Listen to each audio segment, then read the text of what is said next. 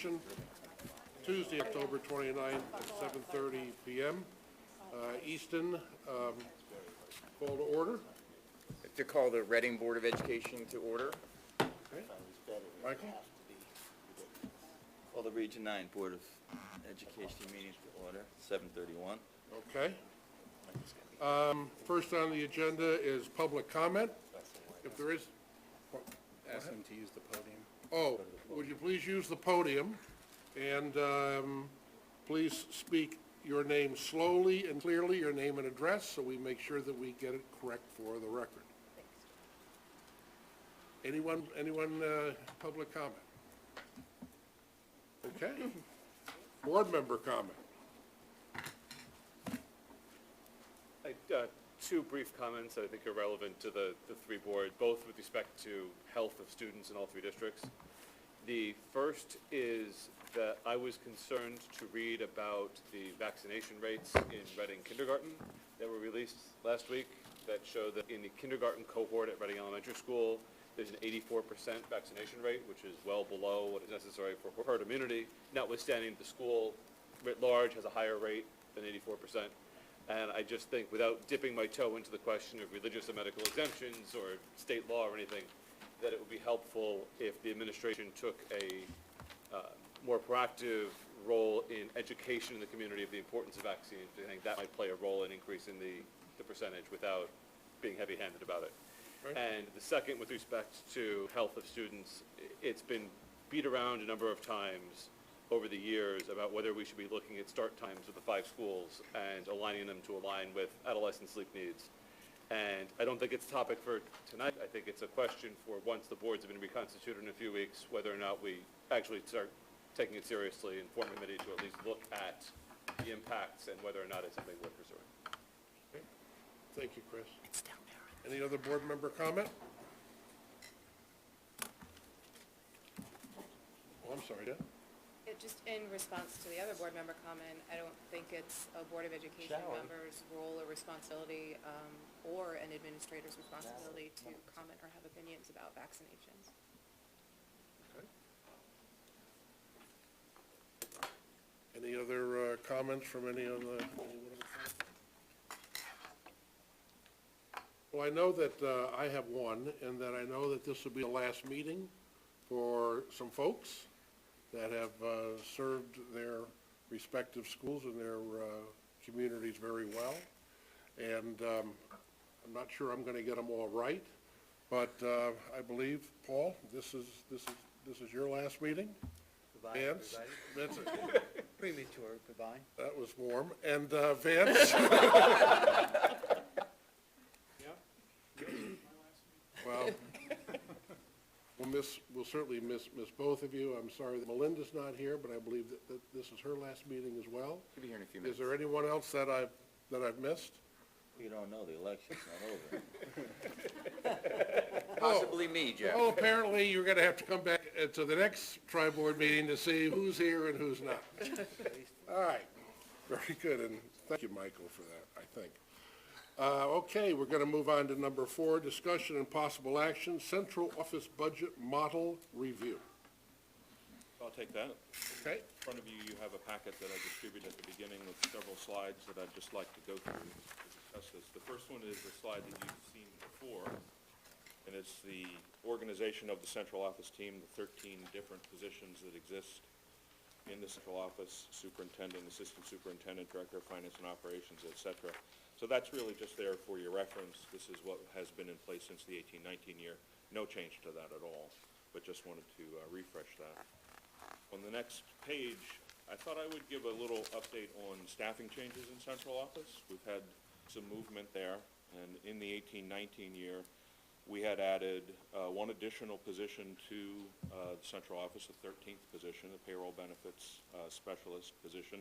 So that role was added last year. A new employee was, of course, hired to fill that. The prior payroll benefits employee, the incumbent one, resigned during the 18-19 year, and we backfilled and staffed for that position. And our accountant also resigned and took a position elsewhere, and we backfilled that position as well.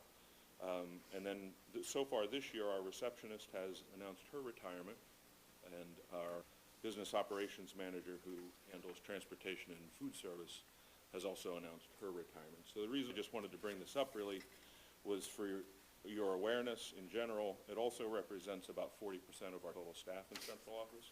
So in the last, give or take 18 months, we're 40% in the team from where we were. That certainly has an impact on the institutional knowledge that exists there and the speed at which things can get done as we go through learning curve and turnover. So just wanted you to have that as a little bit of background. From a budget projection standpoint on the next slide, the overall budget that I've calculated is an increase of 2.7%. That's $48,756, or just over $16K per district, as we divide it three ways among the individual budgets. That is driven primarily by increases in salaries and benefits. 2/3 of that amount is a salary and benefit increase for $32K, or 2%.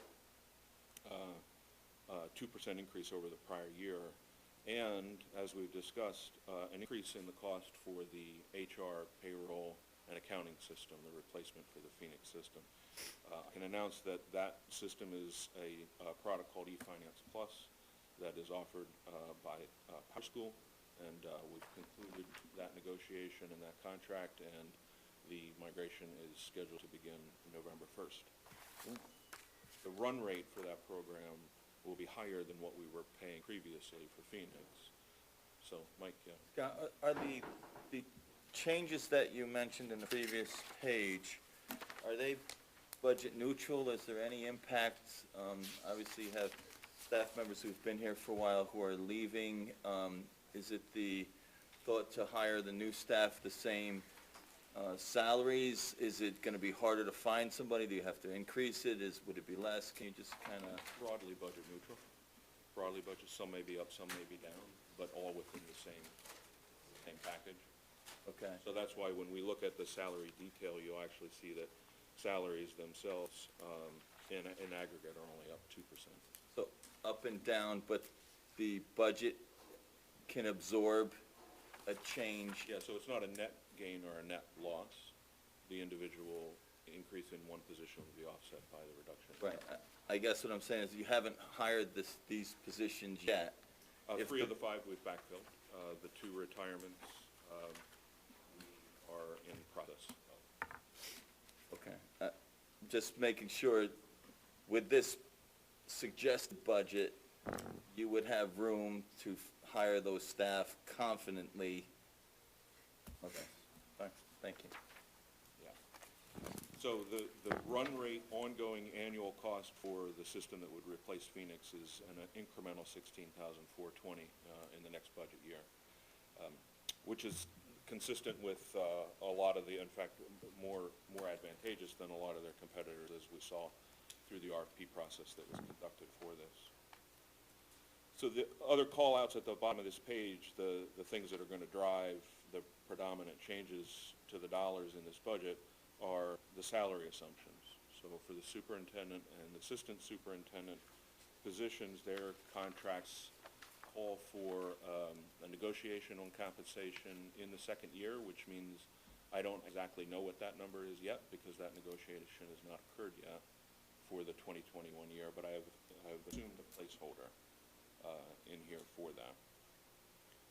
My contract is a 2-year contract. The dollar amount is known, so I've included that in the calculation for next year. We've calculated the HR manager at an increase of 4% on salary, and the support staff, which is the balance of the staff, is assumed at a 2.5% increase, which is the average of the support staff contracts for each of the 3 districts, which range from 2.25% to 2.75%, with an average rate in the middle of 2.5%. So that's what's been included for them. And then the detail is the last page, which is all of the budget elements, but really the story is what I've told you. All of that first bracket in the top, that first dozen lines or so, that's salary and benefits, and all of that nets to a straight 2% increase. Some ups, some downs with the different calculations there, but that's 2/3 of the increase from a dollar standpoint at $32K, or 2% up year to year. And then the eFinance Plus, as we've talked about, which shows nearly a 50% increase. It did basically double the Phoenix amount. those two together, the 32 and the 16, drop to the bottom for our total increase of 48,756, or a little over 16K.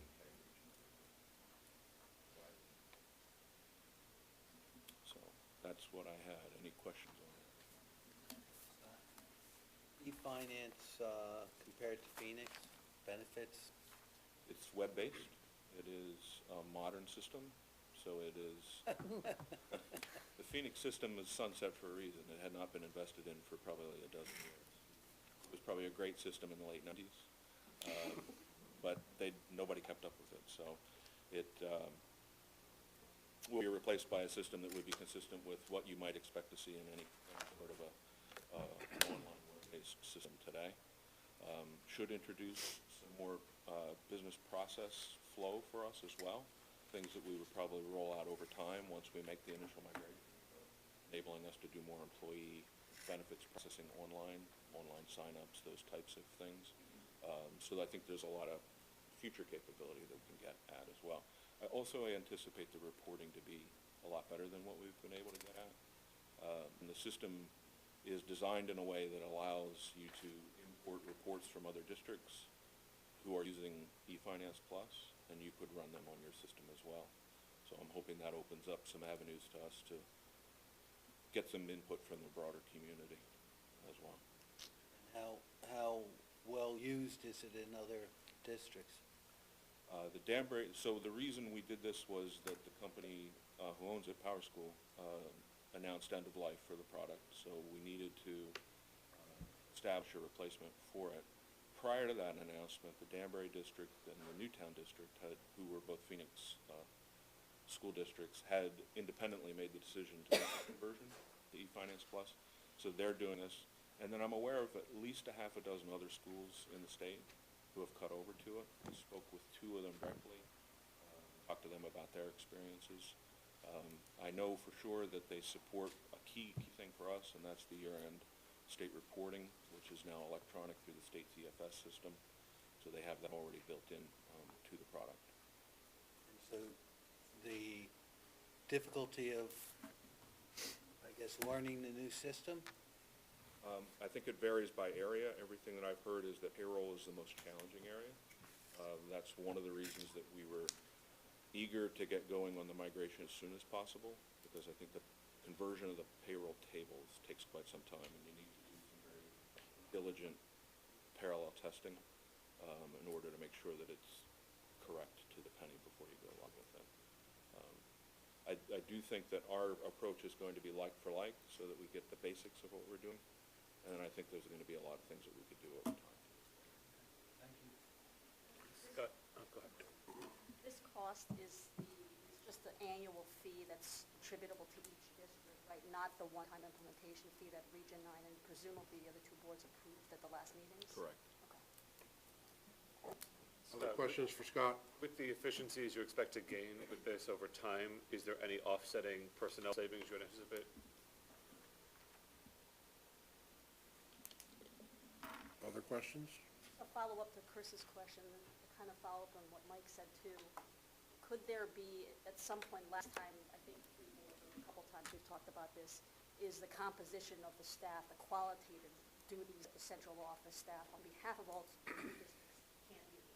So past the implementation phase, and perhaps this is a more strategic question to think about, not to comment on, could that change the composition of what the central office staff does, i.e. there's more efficiency from either enhanced system, maybe reduce your time and your team's time to do the budget, less mechanical things, more thoughtful analysis, so that it take the central office time away from administrative functions, hopefully augmented by the system. Again, this is a long-term question, but I'm just throwing it Yeah, out. so I would say that's possible. Too soon to tell from my perspective. I think I have to live through it a little more to get a good sense of that. Mike? So I have two questions. What placeholders did you use for the superintendent and assistant superintendent? Does that affect the negotiating strategy? No, I'm just, 2%. 2%. And just kind of walk me through budget season. This is kind of a rough draft of a budget, and I know that the tri-board meeting in January is usually the end of January, the 21st, 23rd, somewhere in there. And I think last year, the Reading Board of Ed started their budget workshops on January 10th. So how does that kind of fit in? Do they start to formulate a budget with a placeholder number for central office, and that would get adjusted as we move forward, or is that kind of the way we're thinking? I think last year we kind of had a more finite number at this point, but. I'm not sure if you're asking me a process and a time question or a. Yeah, just the kind of timing, so that would be the assumption that the three boards will use this for now for budgeting purposes, and then everything will get worked out in the end of January. Is that kind of the process? Yeah, so in terms of budget development, we've already initiated budget development for these Reading districts, and initial pass work is coming in this week. Each of the schools have been working independently.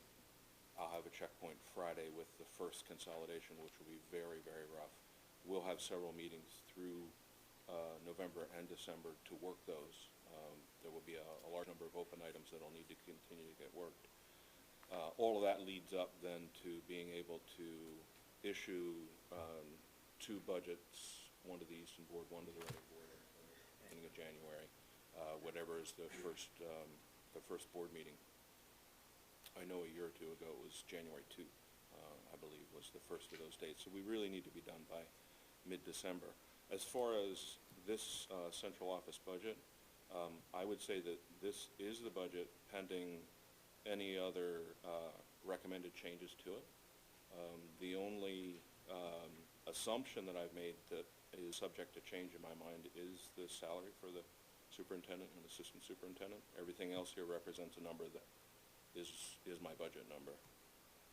There is a slight variable, I would say, in the allocation that I've included here for medical claims, because I will work that process iteratively with Brown & Brown throughout this.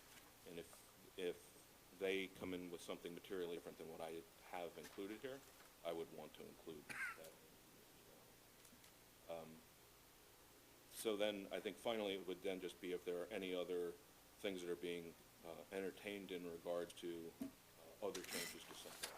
If there are other things that are being entertained to that, then I would work those and include them in this. And then that's just a timing question.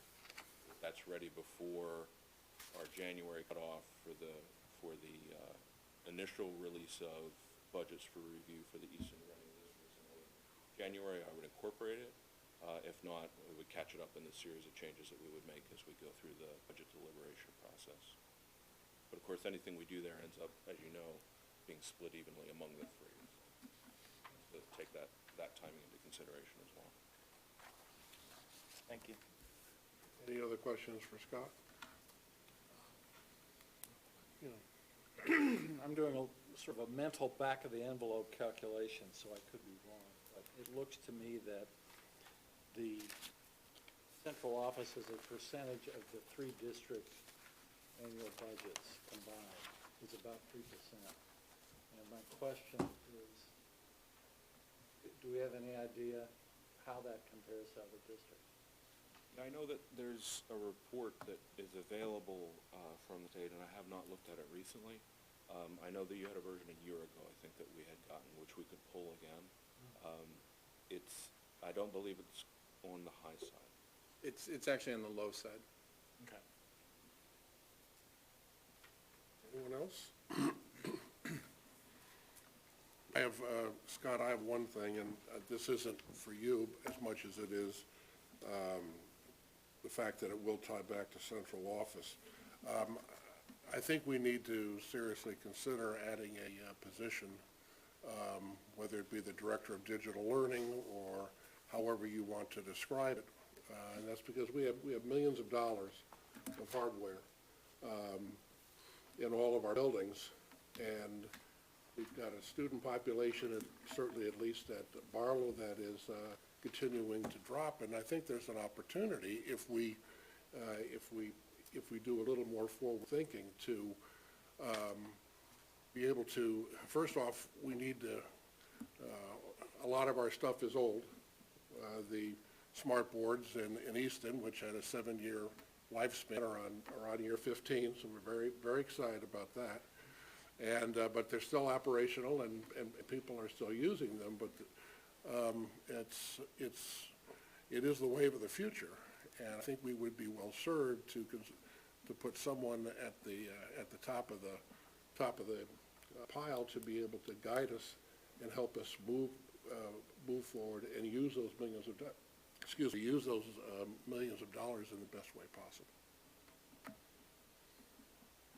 You can say, thanks, Jeff. And we'll move on. Anything I can comment on? Okay. Well, so that's the topic for another night, and it should probably be more broad because I think you need an office manager before you need a director of technology, so There's lots of things, there are lots of can be things done I'm sure down that there, we can use. I just want to put it out there. And we talk about it, and then nothing gets done, and we talk about it some more, and the same result. So I'm looking to see if we could maybe change the narrative a little bit, and hope that my fellow tri-board members will see the benefit in that, and that we might be able to do something in a positive way for that. so then, based on your comments and mine, how would that happen if your next tri-board meeting is after you have your 2 budgets already in the works? So how does that discussion take place at that point? I think I'm simply saying that it's a discussion that needs to happen, whether it happens, whether we add it as part of the discussion and possible action. That would be one way to go, but I don't think people have had a chance to really think about it and consider it. And so I think there's probably some benefit to laying it out on the table, giving some time to think about it, and certainly if there's a sense that something that we should do now, then there's no reason why we can't have a special meeting and make that the topic.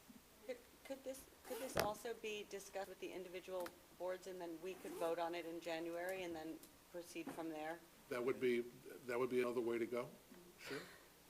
How about though, then teeing this up at the tri-board meeting in December, so we all individually table moving this forward, we keep this as in a placeholder, whatever Scott's presenting to it now. That way, the tri-board meetings are after all of our individual meetings. That'll preempt each board having to force last board into, i.e. Region 9, into voting for something. So if we do want to talk about it, and I think I'm certainly open to it from an individual board member perspective, I'd rather table any modification of this entire budget to the tri-board meeting. That way we don't decide together. And that way, whatever budget, next scenario, the budget that we get individually get in February through March, all the way through referendum, we'll already have something that all 3 boards agree on at the same time. I think that's, Typically, whenever you hire a staff member that's employed by all 3 boards, you do that at a discussion of all 3 boards rather than individually. Many items we do handle individually because they can be done that way, but typically when it's a shared employee, it's usually discussed. and I get that, and I think that's a fine idea. And our next tri-board meeting is when? Typically, end of January. End of January, so there's still a lot of budget work to be finalized at that point, and I think it would be worth our while to make that an agenda item. And Mike. Even if there is another salary added, another salary at the central office means about 0.2% to a district. So, as a placeholder, even, with or without a new salary that may come along, I still think we're pretty close for our discussions that happen in January and early February. If I can John? suggest, if we can also make sure that we're hearing clearly from central office, from Stephanie and Scott and Tom and anyone else who can describe the pain point so that we're solving a real problem. I agree. Okay. Well, good, then we're gonna have a lot of fun in February. Can't wait. All right, well, if there aren't any other If there aren't any other questions or comments, we'll move to cybersecurity, which is B on our discussion and possible action list. Who's got that one? That would be Mr. Angel, our esteemed Director of Digital Learning at Region 9. Yes. All right, so I've got a half for you because talking about cybersecurity is always such a blast. I'm going to make certain I didn't. Procedurally, if this is a security question, is an executive session conversation? Or is No, this we a talked sufficient about it. level It's that at a this is- level that would not compromise our We security. redacted all the important information. I give you only the unimportant information. Oh, boy. Thank you. So Danny Russell and I are both on the admin tech committee, and we, at our first meeting, we decided we wanted to do a group review with that group. From that, we created a document that we then worked on with the Reading Board, the Region 9 Board of Ed, and then at that point, Dr. McMorrin was like, hey, that was great, could you make sure we give that to the full ER9 Board of Ed? So this is just, I'm going to do just a really quick rundown of the information. If you have questions, I'm going to slyly turn to Damien and let him answer them, most likely. Because I'm the guy who talks to the teachers about it and talks to administrators about it. But when I have a question, I turn to Damien and I say, Damien, what do we do about this? And he helps me. So what you see is just a really simple breakdown of all of the devices that we employ. And the reason that we're reviewing this right now is because cybersecurity, as you've seen in the news, I'm sure, has become a real problem for schools. Damien, when we're talking about this today, you said, well, schools are just a soft target. And it's because they generally don't have the resources to pull together a really hard system for protection. So for the last 6 years, Damien and I have actually been working on making our ER9 a harder target. We used the last 2 E-rate cycles to create for upgrades in our infrastructure. And then we're hoping that the federal government funds a third or another cycle for E-rate, which would allow us to make a few more additional changes. We won't know if that's going to happen immediately. We're planning on it, and we're going to budget as if it might, but we don't know anything on it. So, at the top level, the first thing that protects staff, students, and student information is just antivirus software for Macs and PCs, Google email filtering. We have a full backup system, so even if there's a crypto malware deployed, which we have actually bought on Damien, that's bought a couple times. Even if there's one deployed, we are going to be able to get all of our information up and running fairly quickly. We also have state content filters that are automatic with anybody in CEN, so all public schools have access to the same filters. And that we have that, and then you can see all the things that they block against. Key components of the network, which is ransomware, malware, or additional harmful software, covertly obtained information by transmitting data from the hard drive, so any kind of spyware, and we can disrupt certain components and render them inoperable. Along with that, within Google, there are some, and with a lot of our filters and a lot of the software that we employ, there are ways that we can actually monitor when large chunks of information are moving. We can see how many times documents have been shared, how many times emails have gone out to individuals. We can very quickly shut down email accounts that have been compromised and then provide new, go in there and surgically remove the infection and then provide the user with a new password, and they're up and running usually within a couple of hours. At the next level, we have the further Google email filtering and state content filters, plus a third-party filtering tool. Notice the vague language there. And that protects against phishing. The biggest protection against phishing, though, is staff awareness. I just sent an email. Actually, I think you got it in the listserv. Dr. Pinn sent it out. You may have gotten it on the listserv. Dr. Pinn sent out an email last week with some basic how-tos and what to watch out for. And, I mean, you guys all know the rules. If you don't recognize the email address, you shouldn't click the link. If you don't recognize the link, you should never divulge a password or any personally identifiable information. These are the kinds of things we share with staff, but it's the kind of thing that you have to share on a fairly regular basis and talk about on a regular basis because it's really easy to slip.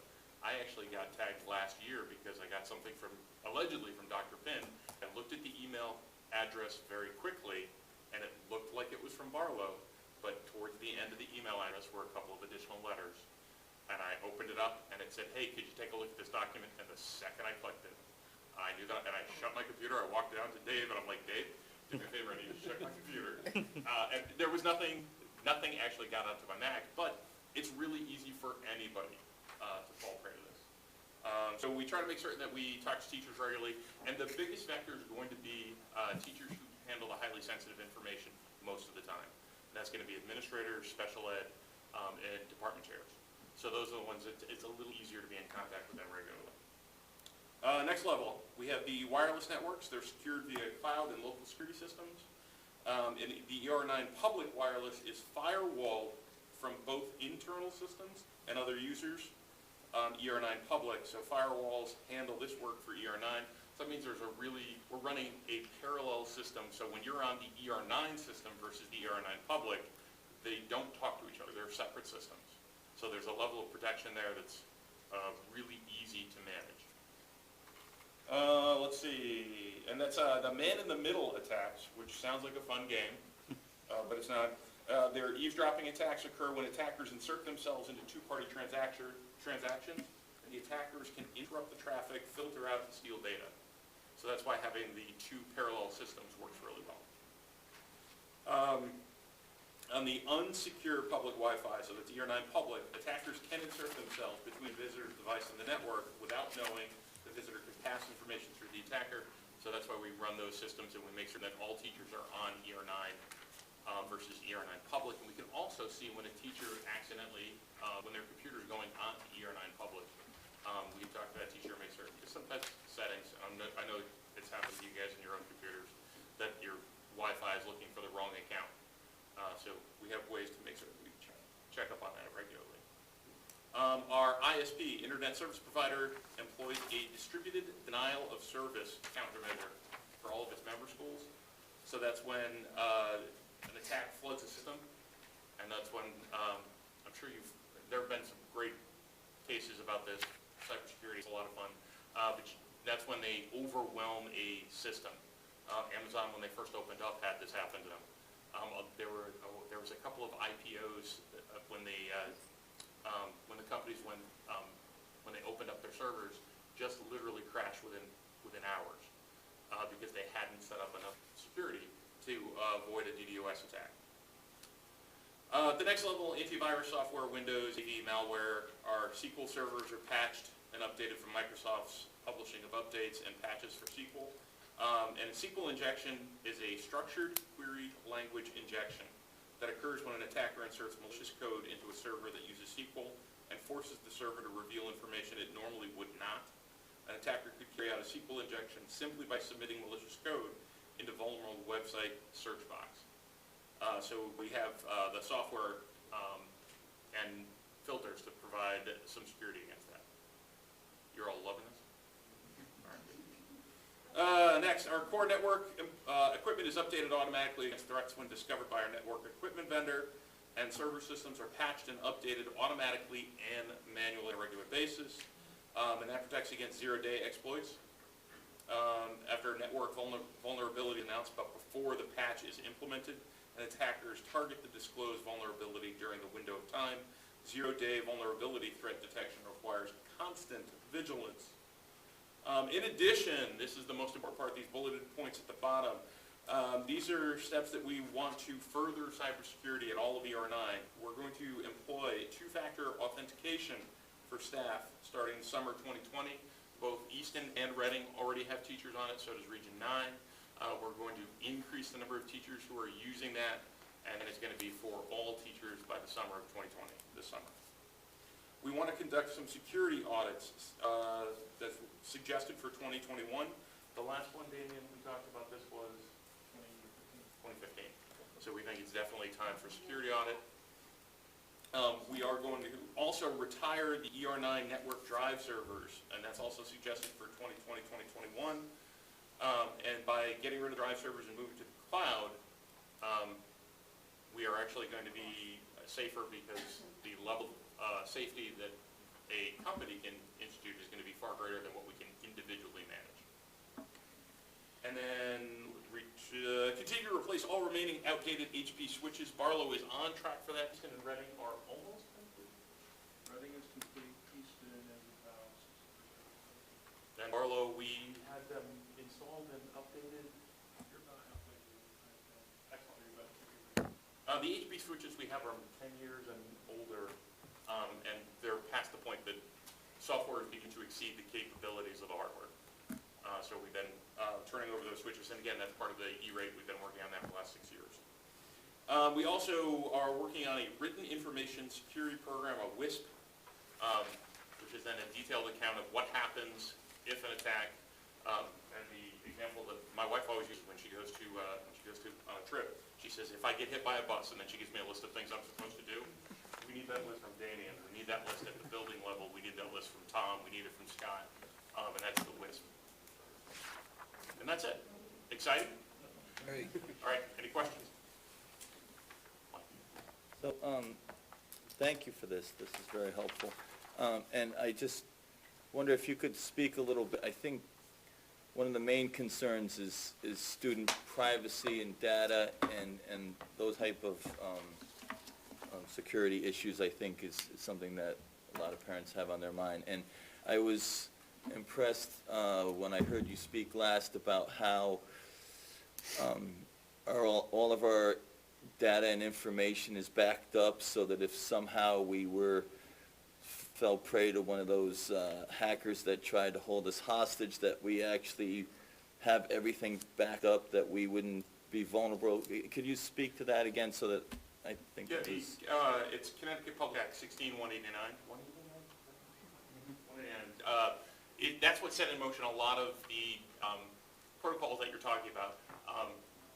Before 16189, teachers were using websites. They'd actually, talk to their department chair, and as long as we had money to fund it, we would fund it. And then, so we had a lot of teachers using a lot of different services that were asking students to sign on.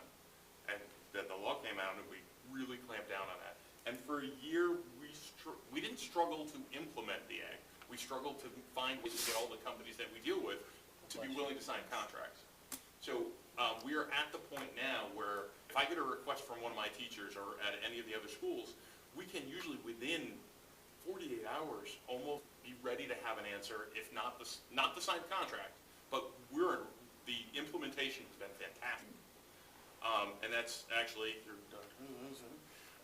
and it's worked really well. So where in terms of children's personally identifiable information, I can't say we're absolutely clamped down, but I think in an environment as open as a school, I think I would put Barlow against a lot of other schools in terms of how far we are along in this process. When I talk to teachers and people in my position in other districts, I'm like, wow, we really overdid it, but I think we did it for the right reasons. We're protecting the information. Specifically, what do? We have to have the company sign a contract. The company then basically says that the child owns information. The company does not. That's the easiest way to think about it. Any other questions for Chris? Can I approach this from a slightly different angle? If somebody were to take over all of our systems and lock us out of them, can we function? All right, this is the doomsday scenario. Damian, You know more about it than I'd like to. The specifics matter here. So, quick answer is immediately no. We would have to basically, do an analysis, we see what is affected, and worst case scenario, as you stated, everything's affected. We turn everything off. We start bringing, some systems up one at a time to find something we can work with. And starting from there, we would get back into the cloud and start bringing our known good backups back down. Because the beauty of our current backup system is that all of our backups aren't local. We have copies of our backups that are local, but every single day after the backups are done, they're encrypted and sent to 2 separate data centers that are secured even from us to more easily get at them in a short amount of time. So it makes them essentially foolproof from ransomware attacks, which is generally what you're describing. I mean, would we have to send all the kids home?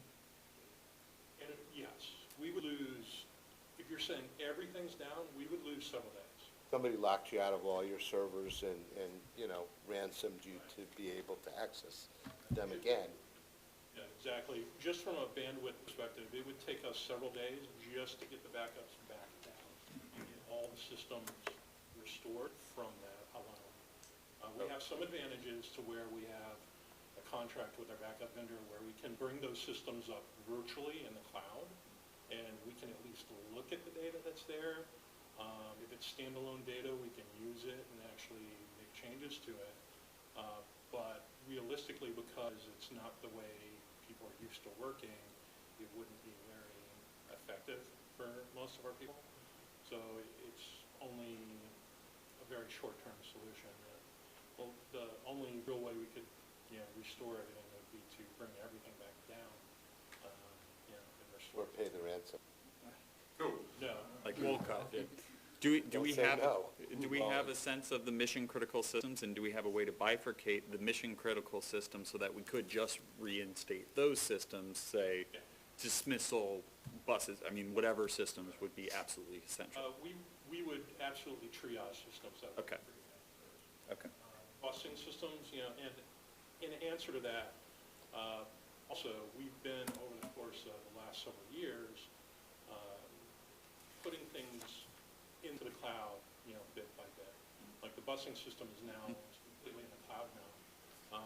Our general accounting system is going, almost completely in the cloud soon.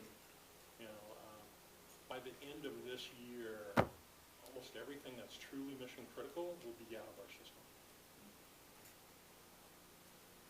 Other questions for Chris? For Damien? Yeah, Christopher? Two quick questions. The first is whether you're doing any phishing simulations with the staff. That's actually part of what we'd like to do, that would be the security audit. That was one Okay, thing. it's part of that suggestion. And it seems to me that that shouldn't be an every 5 years kind of operation. It should be an ongoing operation. A little bit more frequent. And the second is whether there is a robust mobile device policy to protect data on these things we walk around with. No, because any student, no but. If it's a school-owned device, it is on ER9, not ER9 public. And then, yes, I think we have a very robust system to protect that information. I'm thinking about if staff are accessing email or files from a mobile device, it's a larger security risk than, say, the likelihood of somebody's going to steal a laptop, for example. That is, yes. If a staff is on their personal device, they're still protected by all of the things that Google has in place. But I do agree that if they're on their personal device and their personal device would not be on ER9, it'd only be on ER9 public, there is that opportunity. We don't really think it's a big chance right now because intercepting email is going to have a very limited impact as opposed to being able to access information. And so Where it is interfering with the email to get the information so they could access the information is what we're looking at. But if we're moving stuff into the cloud and we're moving on Google Drives and things, if a password is intercepted or is compromised on a mobile device, that's basically No one would ever put a password in an email. when that happens. So is there a mobile device management platform rolled out for staff, or is it kind of an all kind of hodgepodge? It is a bit of, We tried that at first, and we got an enormous amount of pushback. I'm not concerned about pushback. Well, the majority of the staff mobile devices are their own property. They're not ours. So if we start pushing out certificates to their devices that give us rights on their devices, there was a lot of contention there. I mean, the counterpoint is whether or not staff should be accessing ER9 data on their personal devices then, and we have a different conversation. But if staff want to use a personal device, that should come with, to access sensitive information, it should come with some conditions. and that's why we're moving towards two-factor, because two-factor authentication is going to at least be that next step, and that's the in-between step between what you're talking about and what we currently have. Two quick things. Sure, yeah, John. So to follow up on the phishing simulations, yes, please, and often. I coach middle school kids and high school kids in cybersecurity. I know about this topic. My company runs simulations. They got me on the first round. They got me in the first round they did, and I never made that mistake again. It taught me in a real way that all the book learning couldn't do. So, yes, please, on the simulations. It makes a big difference. Secondly, the password, and we don't need to get into details, but password complexity and age, for the student accounts in particular, I think is a vector that should be examined. And I don't know how to balance the, like, obviously, kindergartners or second graders need to be able to log in to their computers, and we can't say, well, you don't have, 25 characters and an ampersand in it, right? But at the same time, we have to figure out a way to make those accounts more secure. I agree. Thank you, John. Any other questions? No? Gentlemen, thank you very, very much. That was outstanding. Okay. Number, there's no number. Letter C. It's a little slow, but steady. Attitudes and Behaviors Survey from the ERCCC. We were going to have a presentation tonight, and I know we're all excited about hearing the results of the surveys. Ava Ortiz and Kathy Katz, my computer here, so they can play this off. Ava and Kathy are here as representatives from the Easton Reading Community Care Coalition. And if the board recalls, we approved the administration of a survey, the search survey, and Ava will go through the results of that, and she's done this presentation several times. So I am looking forward to hearing it again.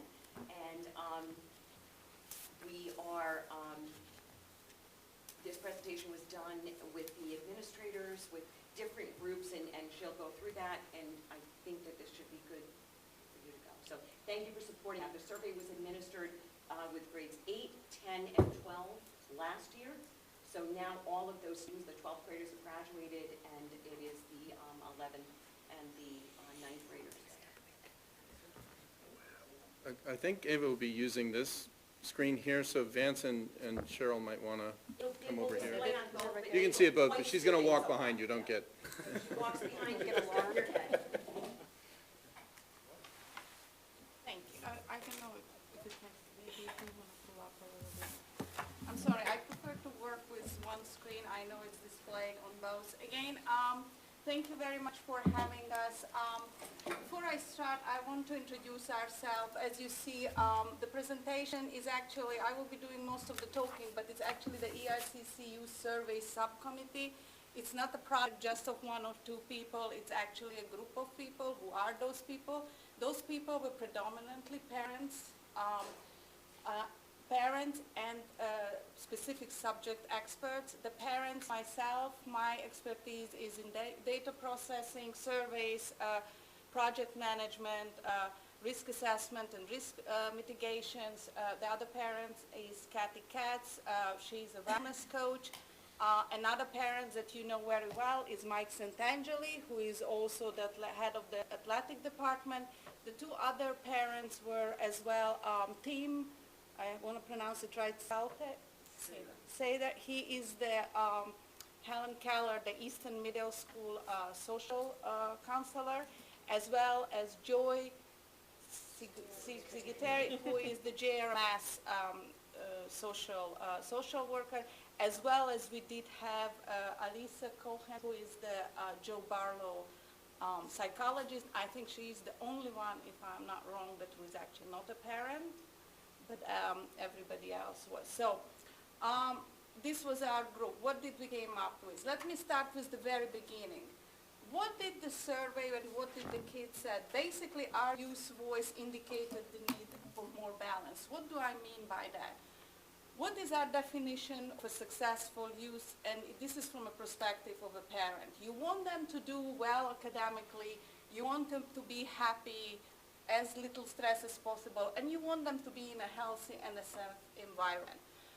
But both all as parents, as community and school, what do we really measure? We do measure what's easy to measure. We do measure actual data that we have, basically majority of them on academics, how they're doing well, the GPA, the grades, number of APs and the scores, what prestigious college acceptance, what's the number? We compare ourselves to different, as community, to different other school and other communities. We measure the school based on their financial health and what they, how they operate their budget. However, there is another part to the whole piece, which is the well-being and health safe environment. For this one, the stress level, the well-being, the climate, we only have, in most of the cases, anecdotal data. And what I mean by that is, as a parent at home, my kid comes home and might talk about it, but that's one point in the data point. We don't really know how altogether, as a cohort, as a group, the kids are doing. And so from that perspective, what we measure is a little bit out of balance. Usually people and businesses or anywhere else tend to focus, and their performance is driven really based on what we choose to measure and what we have the measurement. If my measurement is the net income, everybody will going to be driving to get the net income high. If my measurement is how well we are doing against Darien or Weston or any other school district, that's where the performance and that's where the focus is going to be. So with all this, I'm not saying there was no focus. There is focus, but all the information is anecdotal. We have some current initiatives, great initiatives. We know that the depression and the stress is a huge issue, which we knew the suicidality was a big issue. So I know Marianne Pierati put in place the program where she's training the kids. I think last year it was about 80 kids trained in Barrow. So there are initiatives there, but together as an overall, we never really had measurement around that. We were very lucky that this year in 2019, there was actually 2 surveys done where we were able to measure, and what we did, we actually got to understand better our youth. We got the academics versus the wellness score in place, and we got the actual for the well-being versus just having anecdotal. How did it came around? As all you know, the Easton Reading Community Care Coalition initiated that, paid for it, both Research Institute actually to choose. Luckily, Dr. McMorran as well as Dr. Pinn had this survey done, I think 10 years ago or more back in Richfield, so they were familiar with this company. They are based out of Minnesota, and the last 10 years they did the research for about 3 million kids. When did we do it? In May 2019, we surveyed about 441 kids, both Easton and Reading. They were aged between 13 and 18. As Dr. Ping mentioned, it was the 8th grade, the 10th grade, and the 12th. What is our biggest benefit out of that? We did get a snapshot of our youth strengths and weaknesses, and we identified a couple of the areas where help is needed. Before I move forward, I just wanted to point out, we did this presentation, I think 3 times already. What works the best that if we go through the whole presentation and wait with all the questions, but because of the fact that I'm a foreigner and this is my second language, if you need to ask any questions that I'm not clear or my sentence structure is different, please cut in and I will clarify. So, before we get to the data, I want to give you a quick overview how the survey works. So basically, the kids were given 160 questions. They were divided based on family, 25 questions, community, school, and youth-specific question, what it meant here regarding their integrity, regarding their study habits, and this kind of questions. So the Search Institute takes all these data, and what they did with it, they go through and they eliminate those particular lines item or test takers who they think that the answers were not realistic. What I mean by that is those 160 questions is not a sequential question. They all mix them around. So when you have a sheet and everybody just answering exactly, based on same and it looks unrealistic, they actually eliminate and take those out. So most of the questions they have are realistic and hopefully truthfully answered. So what did they do with it? So they give us a snapshot. How do they group it? They group it based on 40 assets, where they say what are the key 40 assets, their external experiences and internal qualities that the kids possess, and I will go through them in detail. They give us 8 striving indicators based on those 40 assets that the kids reported, and I will go through it how our kids did. They also show us the 5 deficits, particularly our kids reported, as well as they define 25 risk behavior, specifically in their 10 high-risk behaviors, and how did our youth did in those risks.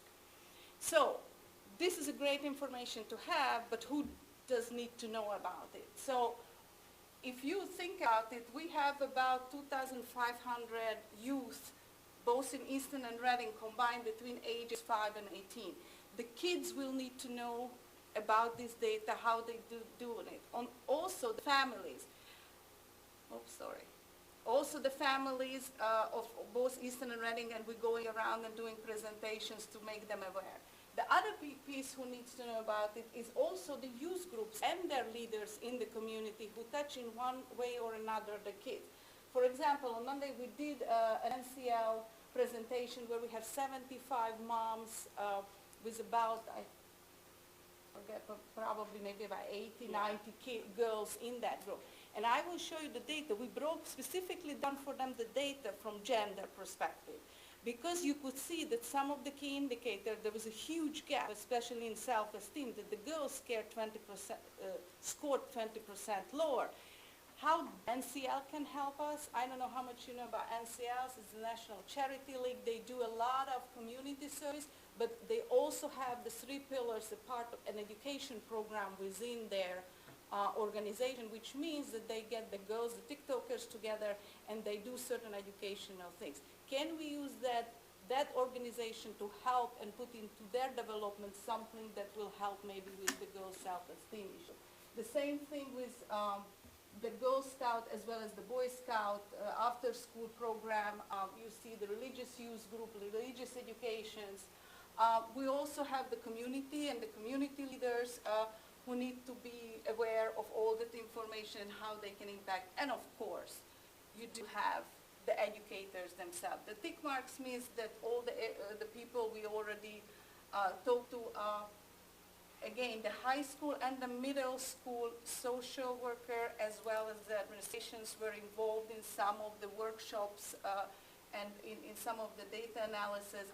We did have the 5 administration council on Wednesday and Tuesday, and today we are here at the tri-board meeting to present it to all of you. And I would like to ask you to, when you look at the data, many of you are here, but many of you are here as well. And many of you are in that bucket as well, and some of you even in the NCL bucket. So please, when you look through the data, try to be, I know this is a tri-board meeting, but try to put yourself in any of the buckets you can go. What is our complexity here? Well, we have multiple stakeholders. Everybody has different priorities. And on top of all, to make it even fun, we actually have 2 different communities. Sometimes people ask me what ERCC is, and it seems like sometimes it's a mythical group out there who's doing something, but what ERCC is, if you think about it, is Eastern Reading, it's community, we do care. I'm sorry, I know it's the law. We do care is the youth and the coalition. So actually we are all ERCC. I mentioned to you before the snapshot piece, before we go further, some of the key pieces that came out, all these analysis, our group came out, the 3 key areas. The kids need more support and empowerment from each of the stakeholders, the one I showed you before. Build up social competency, positive identity, and improve their resistance skill set to reduce the engagement in some of their risky behavior. So what does the survey say? As I mentioned before, their major thing is based on their questionnaires, they came up with this 40 assets. How many assets our kids have? Our kids have average about 20, half of those assets. The very simple rule, or what they are saying, the more assets you have, the less likely you're going to be engaging in risky behavior. You see it here, the age group, the breakup. So what they did, they grouped our kids into 4 different buckets. 8% of our kids have 0 to 10 of those assets. A big chunk, 47%, 11 to 12. The optimal situation where you really want to be or kid to be is probably here when they possess all the 31 to 40%. So sometimes the question comes, okay, so that's us. How do we compare with the rest of the world, the rest of the U.S.? The company issued a comparison of all the data that they did, and it basically, that's what the rest of the population, the kids that they surveyed look like. So just from a visual perspective, if you look at it, we are not too different. What's the rest of the country? It's good news, bad news. Good news, we are not different. Bad news, we want to be better. So what are those assets? Those assets are divided between 20 external assets, which are positive developmental experiences, the processes the kids go through, and the 20 internal assets, which I mentioned, the elements that they actually develop. These particular numbers are our scores. So when we looked at it, the 41%, 37% seemed low, so those were initially our focus areas. What does that mean? Each of that 4 buckets is actually divided to sub-areas and to I know it's hard to see. So the support one, for example, I just pick couple. Support, family support. Our kids are very loved and from that perspective doing very well, scored high on the 76. Positive family communication. We scored pretty low, 33%. Now, under each of there is a lot of sub-questions that goes underneath that make up these numbers. Couple of the areas were within that, whether if you have any issues regarding drug, sex, would you go to your parents and talk to them? And that's where the scores are low. Other adult relationship, relatively good. Caring neighborhood is pretty low. Caring school climate, 30%. And parent involvement in the schooling, 21% is pretty low. Which is interesting because the older they get, you think the less you need to be involved in them, which is not necessarily the case. And what does this parent involvement in schooling mean? That means, it means, are you helping me with the homework? Are you asking me whether I need help with the homework? Are you involved in going to any school event that the school is organizing? These were the type of questions, just to give you an idea, where we came out as parents scoring really low. Empowerment, again, visually you look at it, it's a pretty low. On the community values they use, listening to their voices, making them being involved and contributing to the community. And the other one was also the youth resources, which was pretty low. So these were the key areas we focused on. The other piece were the internal one, right? If you look at it, great news on the commitment on learning and positive values, our kids scored really, really well. One that was very low is reading for pleasure, which was, it's a disappointing one. It's only 15%, whether they don't have the time for it or, I mean, they just overwork. But the reading for pleasure was really, really low. Another one that was low, and there was an important one, is on the positive values, the restraint. And I will show you a couple other charts that it's a little bit more visual. So when we looked at that, we said, we need to focus also on the social competencies, please. The planning and decision-making was also pretty low, 36. And first when you read it, you think, oh yes, you know, when they need to do their homework or they're not planning. Well, the question was actually in this one, whether you evaluate before you make a decision, what are the good or the bad consequences of that particular decision. So this question was regarding that planning and decision making. Interpersonal competence, cultural, And this one, the resistance skills, they also scored pretty low. And what I'm going to show you next one, also this, look at the self-esteem and the personal power, the kids came out pretty low. So we decided to pick some of these up as well and look a little bit into more details on that. So let me show you the external assets by stakeholders. Remember we talked about we have the family.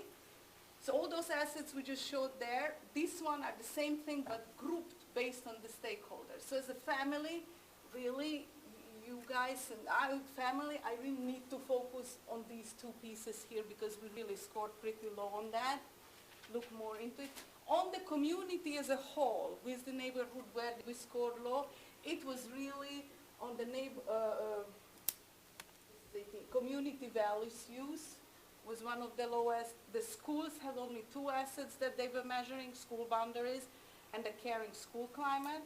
And when I say the youth here, they also measured themselves as well as the peers. For example, positive peer influence, a couple questions were asked how they make a decision who their friends to be, for example, or who they prefer their friends to be, so they were doing pretty good on that. However, if you look at this creative activity, that was another big piece. When we looked at the data, I saw that our kids scored very high on being involved in extracurricular activities, which is great. They are not sitting at home doing nothing. However, most of those stuff is sport or some other stuff, but it's not necessarily that fosters their creativity.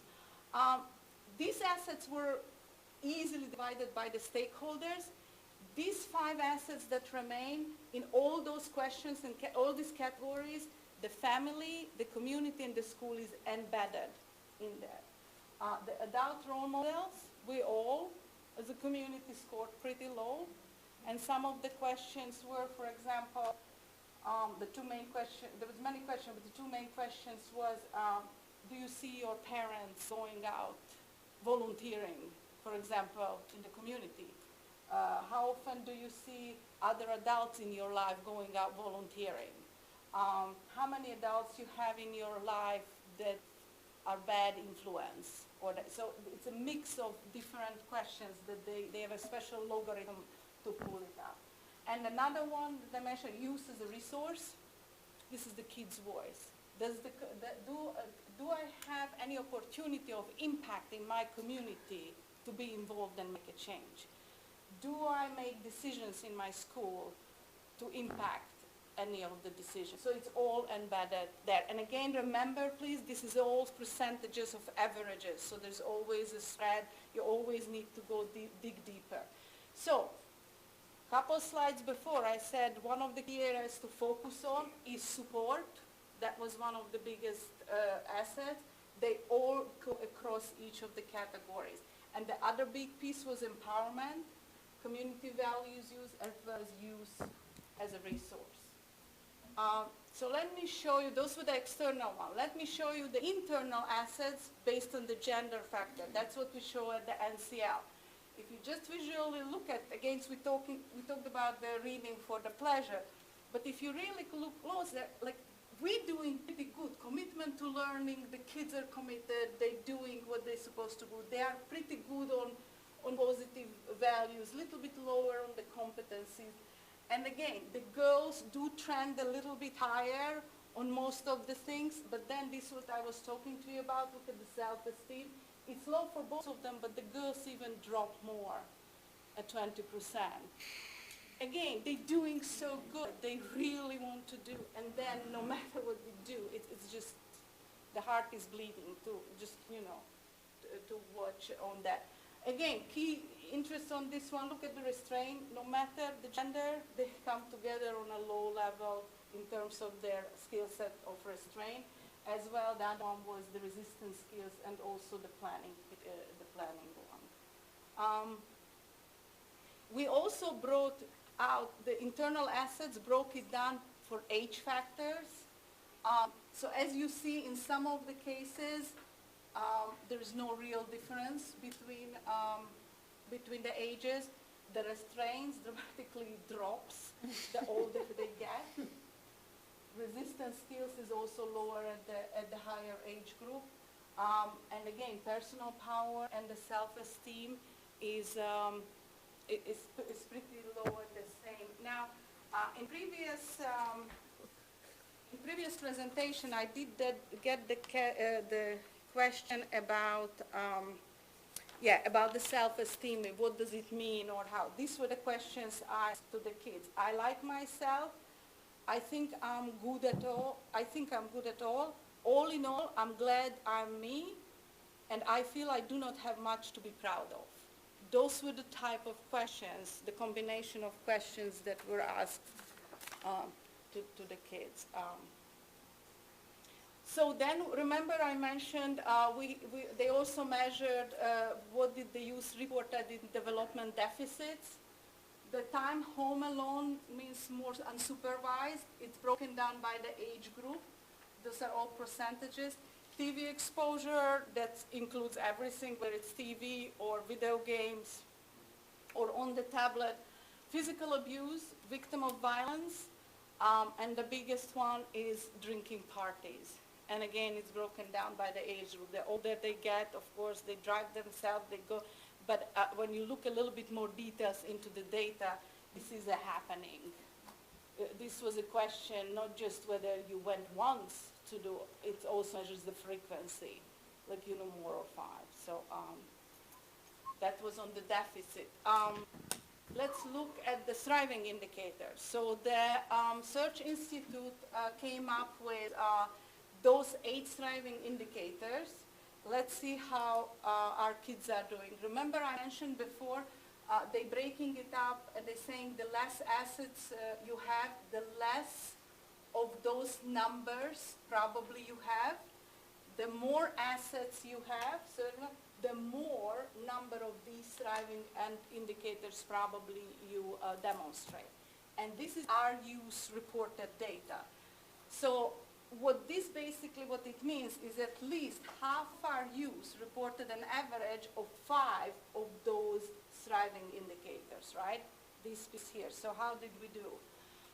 Help others informally, they scored very high, 80%. Leadership was very high. When I looked at the data, actually it didn't really matter whether you were in this group or this group or this. They all exhibited leadership skills. Overcome adversity, they also scored very high. Even you have lower assets, those kids were really good on the adversity. Value diversity, maintain good personal health, control impulse, behavior goes down. And the last 2, one on the bottom, experience school success and resist danger. Now this percentage shows that no matter where you are, even if you are here, most likely you're not picking up these 2, you're picking up some of those. The same data showed in a different way by age group to see if there is a variation. By gender, there was not much. Again, exhibit leadership piece. Yes, the older you get, also the more opportunities you have to exhibit the leadership. Interesting piece, I don't know why the older you get, the maintenance good health really drops. And of course, the succeed in school piece drops as well, whether because it's a much harder middle school to high school. But the interesting piece is no matter what age you are, the resist danger, you meet at the same point and you meet at very low, which means their toolbox of all those skill sets needs to be helped and improved. The next one. Oh, so let's talk about the last piece is the risky behavior scorecard. They identified about 24. We looked at all of them. I picked up the one that had the more noise in it, the more information on it. Depression, eating disorder, suicide, then the alcohol piece, the vaping, and some of the others, skip school, sexual intercourse in too early ages, and violence. So again, the same thing the Search Institute is saying, the less assets you have, the more likely you're going to be exhibiting some of those risky behaviors, right? So basically, half of our youth is engaged in at least 3 of those risky behaviors, at least in 3, right? If not even more. The more assets you have, the likeliness you're going to have involved in less risky behavior. 8% of the kids are in 8.3 of these risky behaviors. So how did we do? Depression, 20% of the kids indicated that they are either always or usually or many times they feel depressed. Eating disorder, 70%. Suicide, 12%. Remember, this is an average. I will show you that girls is driving, unfortunately, that number. The suicide question was posed, the definition is, you have tried to kill yourself at least once or more than once. So that's the 12%. 12% of 441, about 53 kids. In our communities combined. Alcohol, 3 times in the last 30 days, 29%. Rode with someone who had a drink, 26%. Again, relatively girls driven, as well as it's also the higher grades driven. However, this number might also include when, for example, you have some of the 13, 14 years old who do go out with their parents on the Sunday night for lunch or in the evening, and maybe the parents had a glass of wine or something. So there's more need to be done to really understand the data. Got drunk 1 or more time in the last 2 weeks, 12%, predominantly driven by the oldest age group. Driving after drinking, that actually, this number is a relative, you don't want that number as a parent, but it's actually a relatively low number. Vaping, 23%. Marijuana, once plus or more in the last 30 days, 19%. And then you have the skip school, sexual intercourse, and the violence. This exact same that you had before, the Search Institutes divided into the 10 high-risk behaviors and I did it for you to show by gender and by the age. So on the suicide, depression, and the eating disorders, you see how the depression is almost doubles in the girls, and both the eating disorder and the suicide is slightly higher in the girls, but the boys are relatively there as well. This one here is a big one, driving with alcohol. You see how the girls going higher on that. On some of the others, they are relatively the same.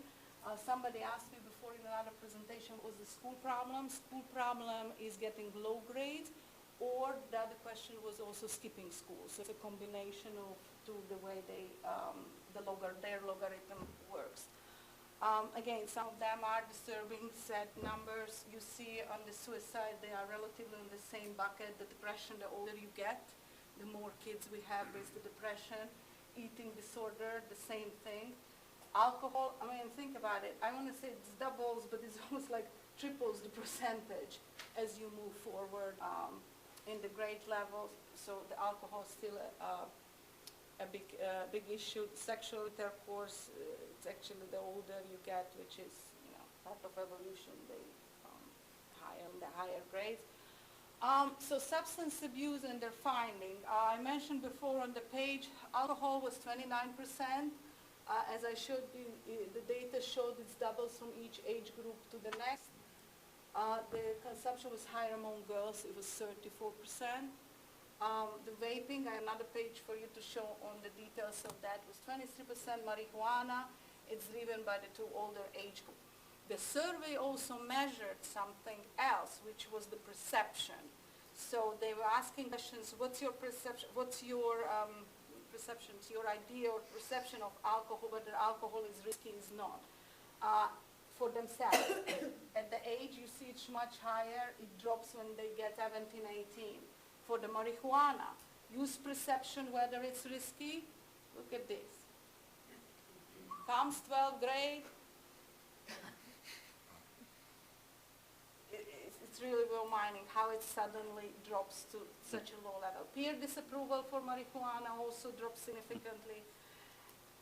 The parent, their perception of parent disapproval that marijuana is risky or bad, this drops, but it doesn't necessarily drops as low as this one. So it's really driven by the peer influence and perception. So that was on the substance abuse, and now specifically to the vaping. The vaping is not part of the Search Institute survey per se. We actually asked them to add those questions because we wanted to know what is the number. Anecdotally, we always say, oh, everybody is vaping, or oh, nobody is vaping. I mean, there was different information. So the 418 who chose to answer the question on the vaping turned out that 23% is the one who said that they have been vaped in the last 30 days. Which translates to about 96 kids. The question predominantly which one you use, it's marijuana, tobacco, or some of the flavored one. Where do they get them? I mean, Phil, remember, back in May, it was illegal under 18, so, and those kids are all under 18, so where did they get it? The answer is here often, is the green. So the green, you have to look at the greenest. They get it from friends, or they get it gas station or convenience stores. Whether during the past 12 months they actually talked with their parents about the danger of vaping. 72% said that yes, they did have a discussion, and 28% was the one that they did not have discussions on. So when you go through, so this is basically majority of what the Search Institute, what the data shows. But when you take a survey, it's only a snapshot. There's only one way you're asking the questions. Those are, many of cases, output measures. You don't really know what the input measure that was going in. Lucky for us, we have another survey as well. It's called the School Climate Survey. And the School Climate Survey, I don't know how many of you are familiar with it. It came out in 2012, but I believe it's a mandated Connecticut survey. Originally, it came out because of the bullying and measuring certain things there. So when we have the climate committee, that's actually almost like a mini ERCC because it consists of the students, the teachers, the administration, and the parents. So this May, we decided to add a couple questions to that survey because it's also an internal survey. So we tried to figure out all these risky behaviors obviously are driven by what? What is their stress level or what they do? So what we did, we had a couple questions. We added leading questions, and then we added open-ended questions to double check and to confirm what their answer would be. So the climate survey goes out to 643 kids between age and 14 and 18. We asked them to rank themselves between 1 to 10 in terms of what they feel their stress level is. The weighted average came out as 7 for that 643 kids. We also worked with the kids, and the kids actually came up, they brainstormed, and they came out with all these categories, what they thought contributed to their stress. We put that in the questionnaire, and the rest of 643 answered it the following way. I've tried to only highlight the one that were around 50 or past 50. Preparing for standardized tests was a big one. Family expectations, family pushing, and we all as parents pushing them to do better and higher on their academics. Getting into college, and again, this is not only the age group 16 to 18. This includes from 14, the 9th grade age student. So even for starting from early age, so getting into college, keeping my GPA up, keeping up with my academics. So because these things were so high on their stress level, we asked them what are a couple of the factors that might contribute for you to have that stress. So a couple of kids, again, 640, 3 responses on the interfering factors were predominantly procrastination, which was huge on their scale. Extracurricular athletics. We are an athletic school. 80, 70 something % of our kids participate in that. It does take a lot of time. It's 5 to 6 times a day, and so there's a huge time factor there. Courses requires too much work, over 1 hour, so the homework piece. And end of the marking period assignment and the test was also another big one. Family obligations, jobs, or the texting, and the Snapchatting during homework, and some of the others didn't really make such a big factor for the kids. Again, these were leading questions. So what else did the kids do? The kids actually had open-ended questions that they designed. There were 3 of them. What can we make the school more accepting place? What can we do to reduce the stress? And when the question was asked, it wasn't asked what the school can do. It was like, what we can do as teachers, community, and the school to do all these things. The same thing on the improvement. So if you think about it, some of these and some of these were exactly the same question from 2 different angles. So what we did, we went through all of them. When you read through 1,500 different answers, you do feel the kids' voices is kind of in your head. But you have to make some kind of sense of it. So we went down and we grouped them into different areas. They came up with 40 plus different ideas what we can do. We grouped them in 11 key buckets. And I have to tell you, when you read through some of those questions, none of them, for example, was saying, don't do anything, or it sucks, or any bad language, or get rid of homework, or no. They were actually giving very good constructive feedback on what are some of the things that we can be doing to help them. So I don't want to bore you with this page because there's a lot of that, and this is a working document for us, for the climate committee, but couple of the key things.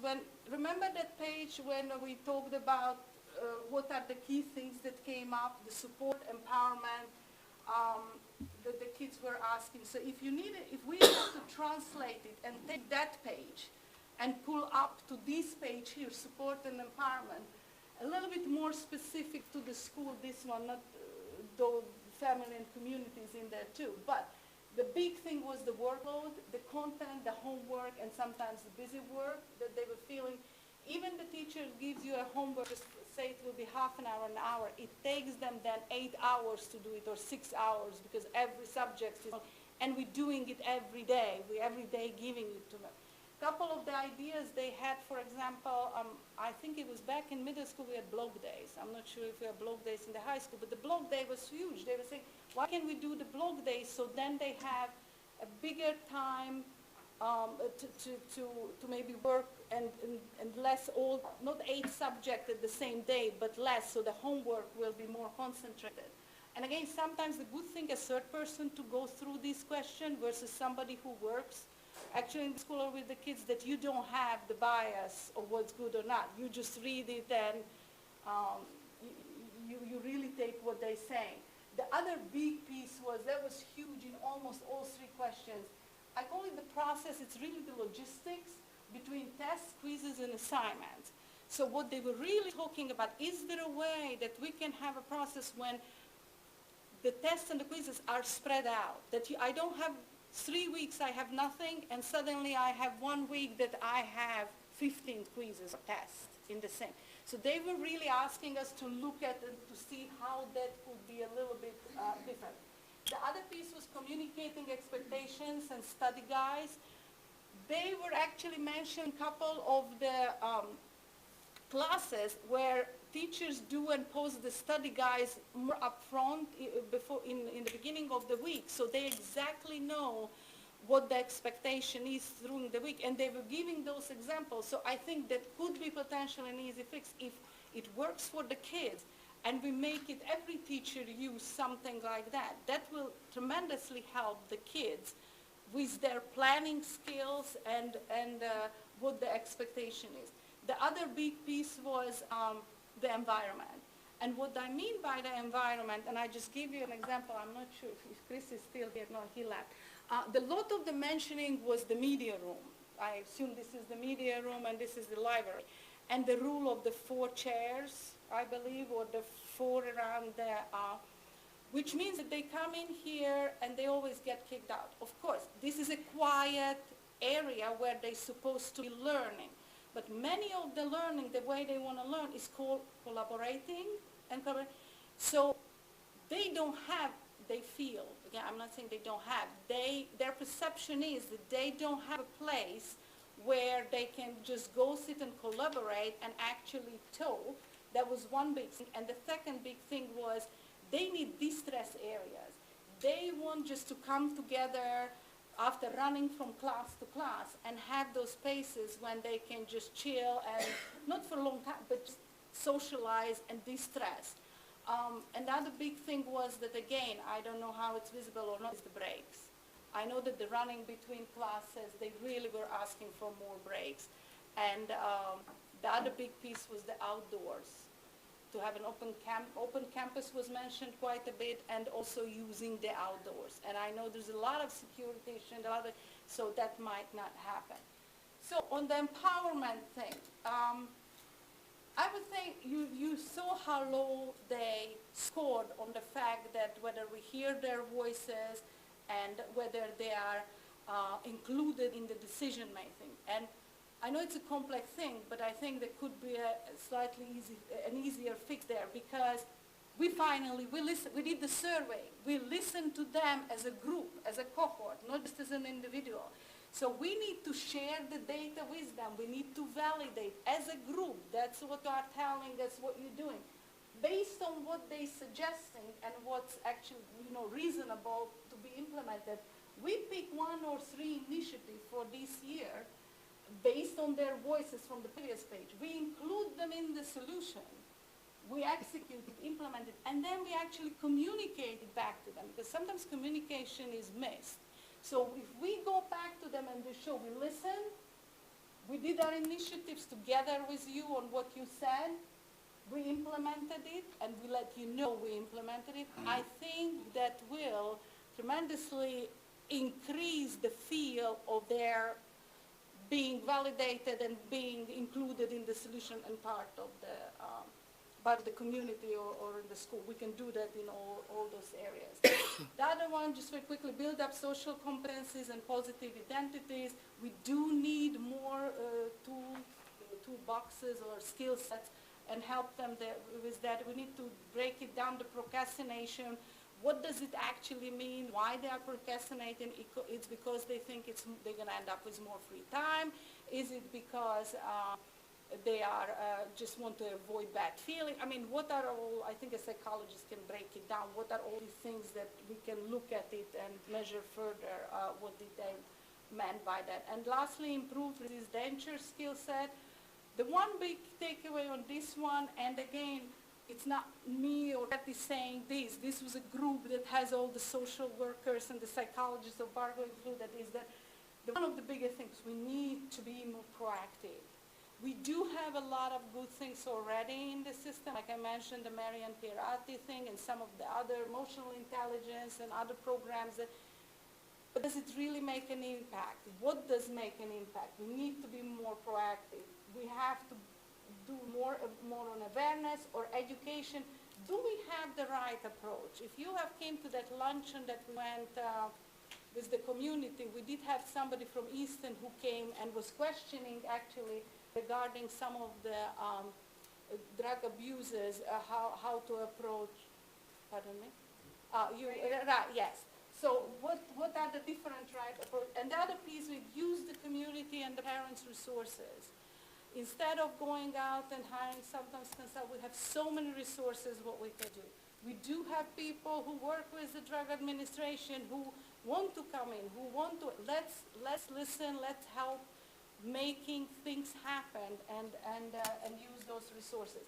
The other big piece is the proactive tools. When you talk to the social workers department in all the schools, they really screaming or want to have more tools, like for example, universal screening. So where do we go from here? So I go back to that original page that I mentioned to you before. That's what I meant when I said that the youth need more balance. We are so good at focusing on these pieces and measuring it.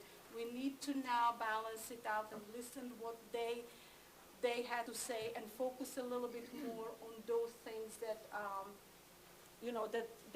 that's important to them. And we finish each of these presentations, well, what can I do? How can I help?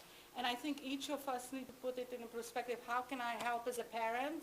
What can I do at home? How can I improve that communication skill set or be more involved? Actually, my kids probably say, Mom, you're too involved in the school. But how can you, be a little bit more involved? If I'm a neighbor, or if I am a soccer mother who has sometimes 5, 6 boys in her house, and I'm the neighbor to these kids, how do I talk to these kids? How do I help those kids? I don't know how many of you did the Marianne's suicide prevention first aid things. I did it. It was eye-opening. But now when sometimes the kids come, I look at the different perspective and I can see, so as an individual, as a parent, as a neighbor, this is what can I do. As a BOE members, what can you do? How can we have the open mind, maintain that things are changing and sometimes some different, this year the whole opioid crisis, the vaping, now the suicide, all this. How do we apply it if you guys have the power of implement or non-implement certain things? And then the last piece is from a business perspective. If you are a business owner, if you own the Ridge, half of Barlow is at the Ridge all the time.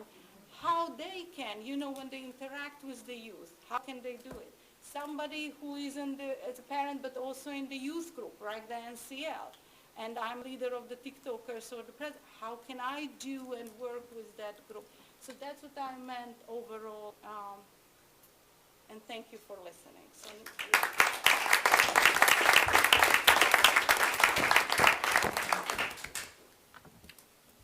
Questions? Thank you so much. That was really great and important for us to hear. And thank you for going to all the other stakeholder meetings and sharing the results. One concern I have is, there's the social desirability bias where people tend to over-report healthy behaviors and under-report risky behaviors. So these risky behaviors, the suicide and the vaping, are likely an underestimate of what is truly going on in our community. And regardless if it's lower or higher or equal to what's going on nationally, this is a concern in our community. So I think one of the stakeholders, us as Board of Ed members, when we're putting together the budgets and the curriculum and everything, to really think about how to add in items into the school calendar, the school day, the school week, that is really focused on wellness and climate and whatnot. Thank you. Thank you. Access to grants. There's an extraordinary amount of grants out there to bring in programs. For instance, lots of different towns can get that. Now that we've done the survey, we are now going to have access to grants, which we are going to start applying for right away. So there's, a lot of it. There's actually a lot that can come in from outside of the budget. Not to say we can't put it in the budget, but there's really a lot out there, which is why we had to do the survey, so we had access to those grants. If I could quickly tack onto that too, looking at extracurriculars, we've carved out a lot of space for our kids to do extracurricular activities that many of us pay for. They'll do this, they'll do that. But then we can tick more than one box by making sure that we offer those things inside of the school as much as possible, while also offering creative versions of those things. So it's not just about here, sit in this room and do this activity, but explore this creative space as a part of the extracurricular, checking 2 boxes at once and maybe more if we actually look at the survey carefully. I have a question about how you measured, or how the survey measures the category of violence. Was that people who have committed acts of violence, people who have been victims of violence, have violent thoughts? You're just going to pull up some questions. One of the things that we do still have to do is some focus groups, so that we actually sit down with the kids and specifically ask them, what did you mean when you said that? Because one of the answers to that question could be, I fought with my brother. My brothers and I, or you know what I mean, we were roughhousing, or roughhousing all the time. And that could be a normal, practice first. some students. So we're gonna dig a little bit deeper in that, and April can So cite some the questions. violence came up a couple times on there. In one, it came out on the deficit, that was victim of violence. That was, how many times in the last 2 years have you been the victim of physical violence where someone caused you physical pain or injury? It came up as a physical abuse. Have you ever been physically harmed? That is, where someone caused you to have a scar, black and blue marks, welts, bleeding, or a broken bone by someone in your family or someone living with you. So it's loaded, right? It's a very loaded question there. Because it can have a lot of different things, whether my brother, sister squeezed me and I got the bruise, or whether there was more significant. The other one on the violence was during question types. During the last 12 months, how many times have you hit or beat up someone? So there was the two things. They measured whether somebody was the victim of the violence and whether you did it. Taken part in a fight where a group of your friends fought another group, hurt someone badly enough to need bandages or a doctor. Another question, used a knife, gun, or other weapon to get something from a person. Another question, carried a knife or a gun to protect yourself. And another question, threatened to physically hurt someone. So these were the type of questions that... Was there anything about having violent thoughts? No. That one is not. Also, the big piece that is missing in here was anxiety, self-harm, and the whole, whether they had the thought process. Those are, it's not a full, I think the Certain Institute needs to a little bit more updated too. Unfortunately, that one was not in it. The other thing that I'm wondering if there was any thought about, I noticed that it said there was only 65% valued diversity, and to me, that's pretty sad. But I was wondering if there were any questions relating to that about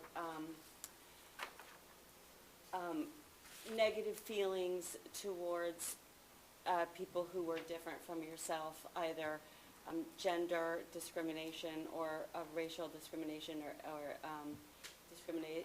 discrimination against people with disabilities. Was any of that measured? Information from the climate survey about the accepting environment. So the accepting, it was very interesting because I was reading it. It was the accepting environment came out almost, again, that's not a numerical. It's really somebody, going through, and I was color coding it and putting numerical values next to it. But predominantly, after my first read, I was like, everybody's 90% was, acceptance is great. I had only couple. And then I sat back and I said, this is a fully Caucasian school. Right. There is no, so the few that said that they had an issue, I need to go back. Again, I don't have names, I don't have anything. But in that particular question, it didn't matter that 80% said that they feel the acceptance. Right. Because it's an 80% Caucasian school, no diversity school. So we need to go back and look. And there are interesting ways. Don't the ones who answered it not, they referred to the gender differences, the ethnicity differences. So they were gender difference in a sense that male or female was not an issue, but it was in there. In here, I will try to find you there was an equality and social justice. No, that's not the one. Give me a second, and I will try to.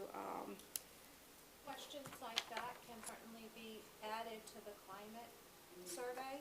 We can, and a lot of the students actually last year on climate committee, we had to build up the number of students, but had been suggesting to add questions like that. So you can get more data in that way. So the value diversity, the one you saw, that was getting to know people who are of different race than I am. So it was predominantly a very high-level output measure. Right, There's and they no don't have really, much opportunity for that here. Yeah, there is no much, in that one there, yeah. Any other question? Yeah. Mike? Can you define community values youth? I saw a very low score there, and that was maybe I'm misunderstanding, or it's kind of shockingly low. I took it out because second, community. Adults value me, make me feel important. Town care about people my age. Do I matter to people? It's very low. It's very disconnected. Dovetailing on that, I'm mostly obsessed with the fact that 53 of our students reported attempting suicide. That's 53 people, and thank God doesn't seem like anyone succeeded.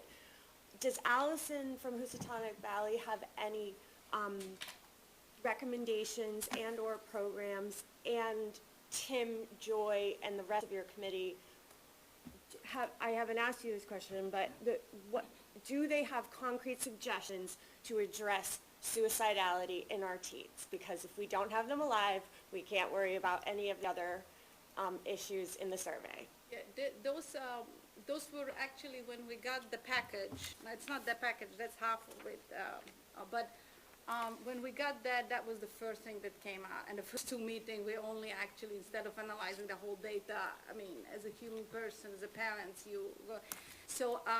Allison will go get back to us, because in the area, many other schools did exactly the same survey, some of them doing it for the last 10 years, so they have good data on it. Her initial thought was that when she looked at some of this data, ours was a little bit higher. She usually looked at it around the 9 percentile versus the 12 percentile. That was one thing. And the other thing was that our social services department have been going out and actually looking at some of the best practices. Because of what happened to Newtown a couple of years ago, they put, I mean, as proactive as you can be and as sort of, as much you can put in, they put the processes and policies and systems. So they're looking at that. And also, I don't know if I know the name correctly, Old Saybrook.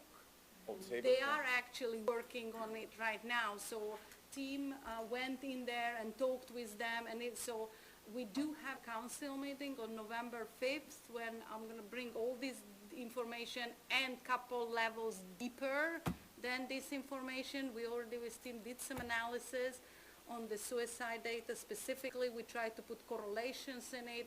We identified which are actually a couple of the brackets where the kids, if they answered a certain way to the questions, has much more probability of actually being in that particular number of the 12% suicide. So there is a lot of work going on with the social services, and I think with Stephanie. Oh, we have a meeting November 5th, the council, which is it's a workshop, a work meeting where we bring this data, look at what are the procedures the policies have, and try to come up with something. I know they're screaming for the universal screening piece and all that. I mean, it's different tools, of course, but there's a lot of things that are going on right now that they are started to work to see how can we be better. Now, on the other side, remember I talked about Marianne's program, the one it was very interesting. In the climate surveys, we did ask, because sometimes you want to see you implement something, does it really work? We asked the kids, and the questions was, do you know that Barlow has this program and there are kids who are trained them? And 80-something% said, yes, we do. So, again, it's good, One other follow-up to it, you explained that number was active suicidality, so people actually They tried trying. once or more. Was there a question about passive suicidality, so thinking about it? No. No, as good as the survey is a high-level output measure survey, not drilling down into the detail.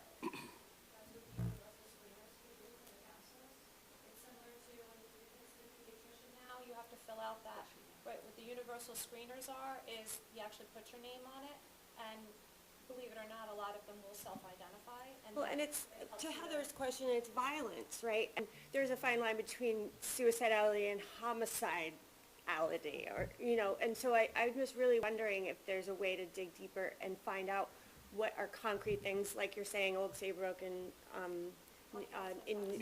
They working, but just remember, I want to point those out. This is not necessarily, our school social workers are working on it because they are the experts right now we have, and they happen to be located in the school.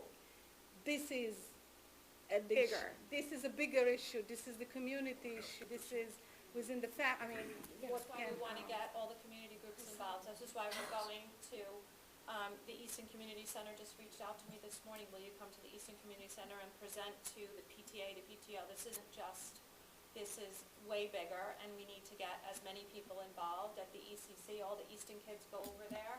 They're touching the kids. Those counselors are seeing the kids. They're very involved, and so maybe getting all community and youth group leaders trained in Mary Ann's program. That would, all coaches, as many people that could be trained so that we can all identify as a community.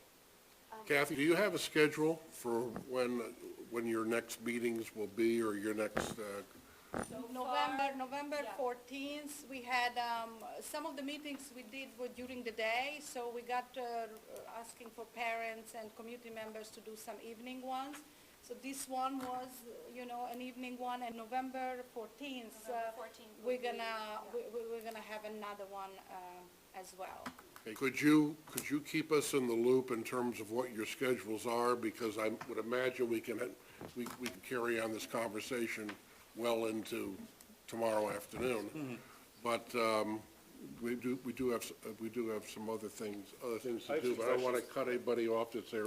I've got some questions that sort of relate back to the study and what we discussed 2 years ago about it, just to get some clarification. We said there's 441 folks who took the That's survey. correct. That's about a 70% response rate? Yes, it was 3 grades. So what's missing was, 68%? no, what's missing is 10 grade and. No, of the people of the- in those of the- 3 grades, what was the percent that Oh, took? that took, but it's, the numbers. Right. So let's accept that it's about Yeah, 70%, yeah, since okay, Jeff wants to yeah, move on. yeah. Of the 30% that didn't take it, how many of those affirmatively opted out? And how many of those just weren't in school around when it was in? That's the question, I don't We know. had, at the high school, we had 3 or 4 that opted out that said, we don't want our child to participate. We didn't force anyone to participate. So some students sat down and said, yeah, I don't want to do this. So it was optional, although some parents opted their students out. They did not give us consent. I don't have the numbers for the 8th grade. And does the Search Institute give a percentage of other places that makes the data valid? Yes. What's that that is. percentage? I will give it to you. I have it in my other documents. Yeah. There is a very detailed description of how they make sure that it's statistically valid and you can make decision based on. Right, because obviously that's a concern on a 68% Yes, penetration rate, whether or not that's yes, sufficient. they do have that. A couple of years ago, when we approved the study, part of the process that was explained was that after the results came back, the next step was to talk to the youth, get their input, and then to present to the community. It sounds like we're coming to the community first. Is that right? It didn't have to be in that order. Okay, that's, Yeah, we just didn't we haven't done it in that order yet, but that's what our subcommittee is actually figuring out, how we can actually do this focus groups. It's a lot of kids. So we have to be able to, we wanted to make sure the community had all the data so that you knew what the strengths were and the weaknesses. But that's a valid point. That's why we you never rely only on one survey.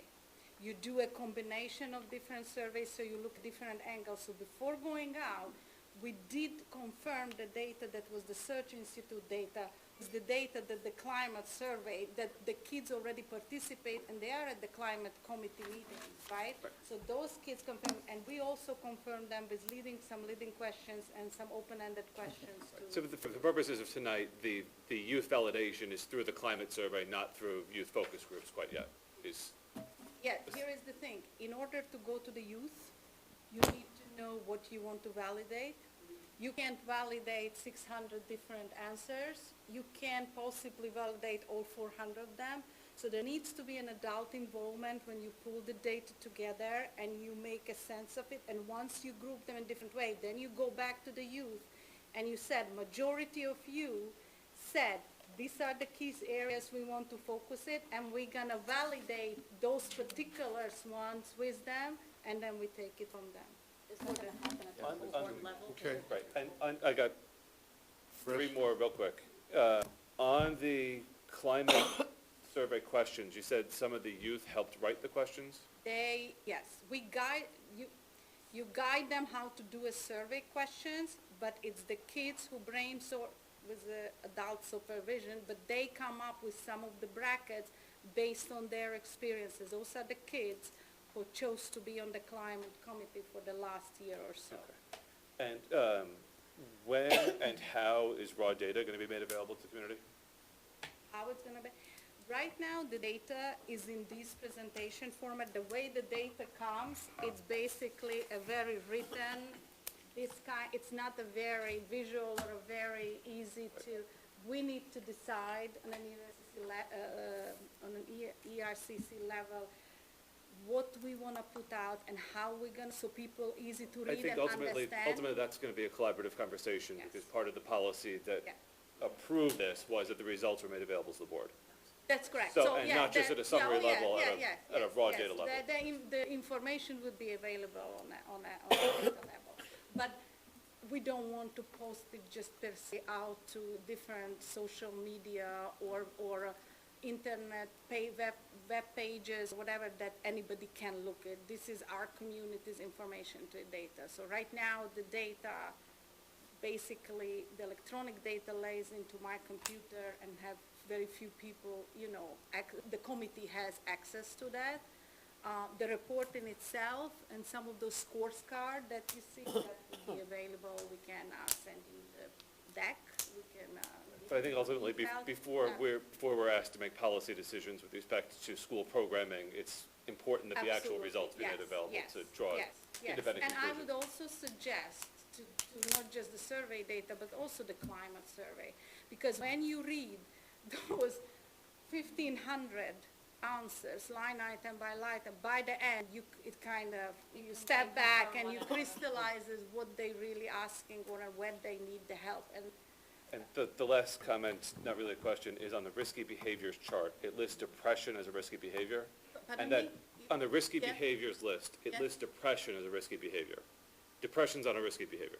And so you've got to be really No, careful the going into the community definition and where calling they- depression yes, a risky yes, no, behavior, because it's- you're going to yeah. turn a lot of people off very quickly. Okay, yeah. All right. That's how the survey defined it, so that's what we used it. But from a word perspective, depression it happens to you, it's not, you choose to have a risky behavior, that's a different definition. Right, and it's just, Yeah. it's a very, when we're talking about mental health generally, Yes, sort of yes, drilling down yes. to that. No, is- you're right, but that was their definition, so I used what they, but you're right. And we can do our own deck and present, do it in a different, use different terminology. I'm just concerned other people will read it and get the wrong idea. And they get the wrong, no. The depression, eating disorder, it's not necessarily a choice, some of this happens. Well, Eva, Kathy, and Mike, we really can't thank you enough. It was wonderful.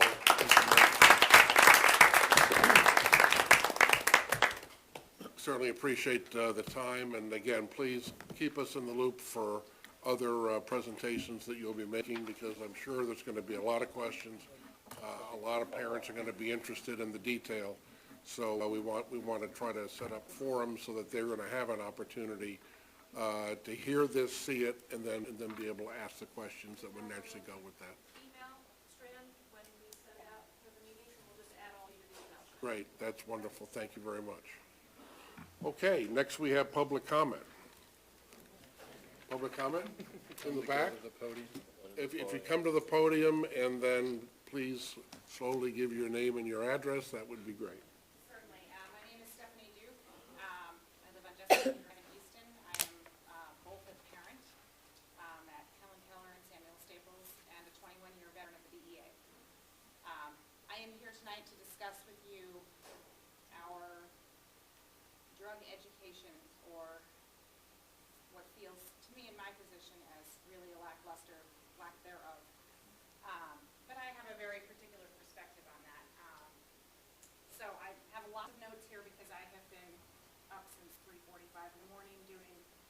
real job. This is very, very late for me, so if I start something, bear with me. So I've been a member of the community for about 10 years now. I've always been very outspoken about drugs, drug trafficking world, keeping our kids off of it. I'm very, very vocal about it. I'm very, very passionate about this. And I can tell you that, first and foremost, I love this community. This place is so beautiful. It reminds me where I grew up in Vermont. It's safe. You can hear the birds sing. It's quiet. This is just what our kids need, right? That's why we all live here, right? But are we so arrogant to think that we don't need a structured drug education program here? It seems to me that we are. The demonstration is very clear that we are. And I don't, and sincerely do not mean to offend anybody. I know that we have a good DARE program at SSES. Between 5 schools and 2 towns, we have 1 class. Really? In my personal experience with the DEA, I called up the principal when my daughter was in 1st grade and said, listen, it's Red Ribbon Week, which is something that I'm going to work with the ERCCCV on coordinating for Reading and Easton, hopefully starting next year. It's basically a week's worth of events around the community and in the schools talking about drug awareness. I asked if I could send in 2,000 pencils, red pencils that say no to drugs. She said no.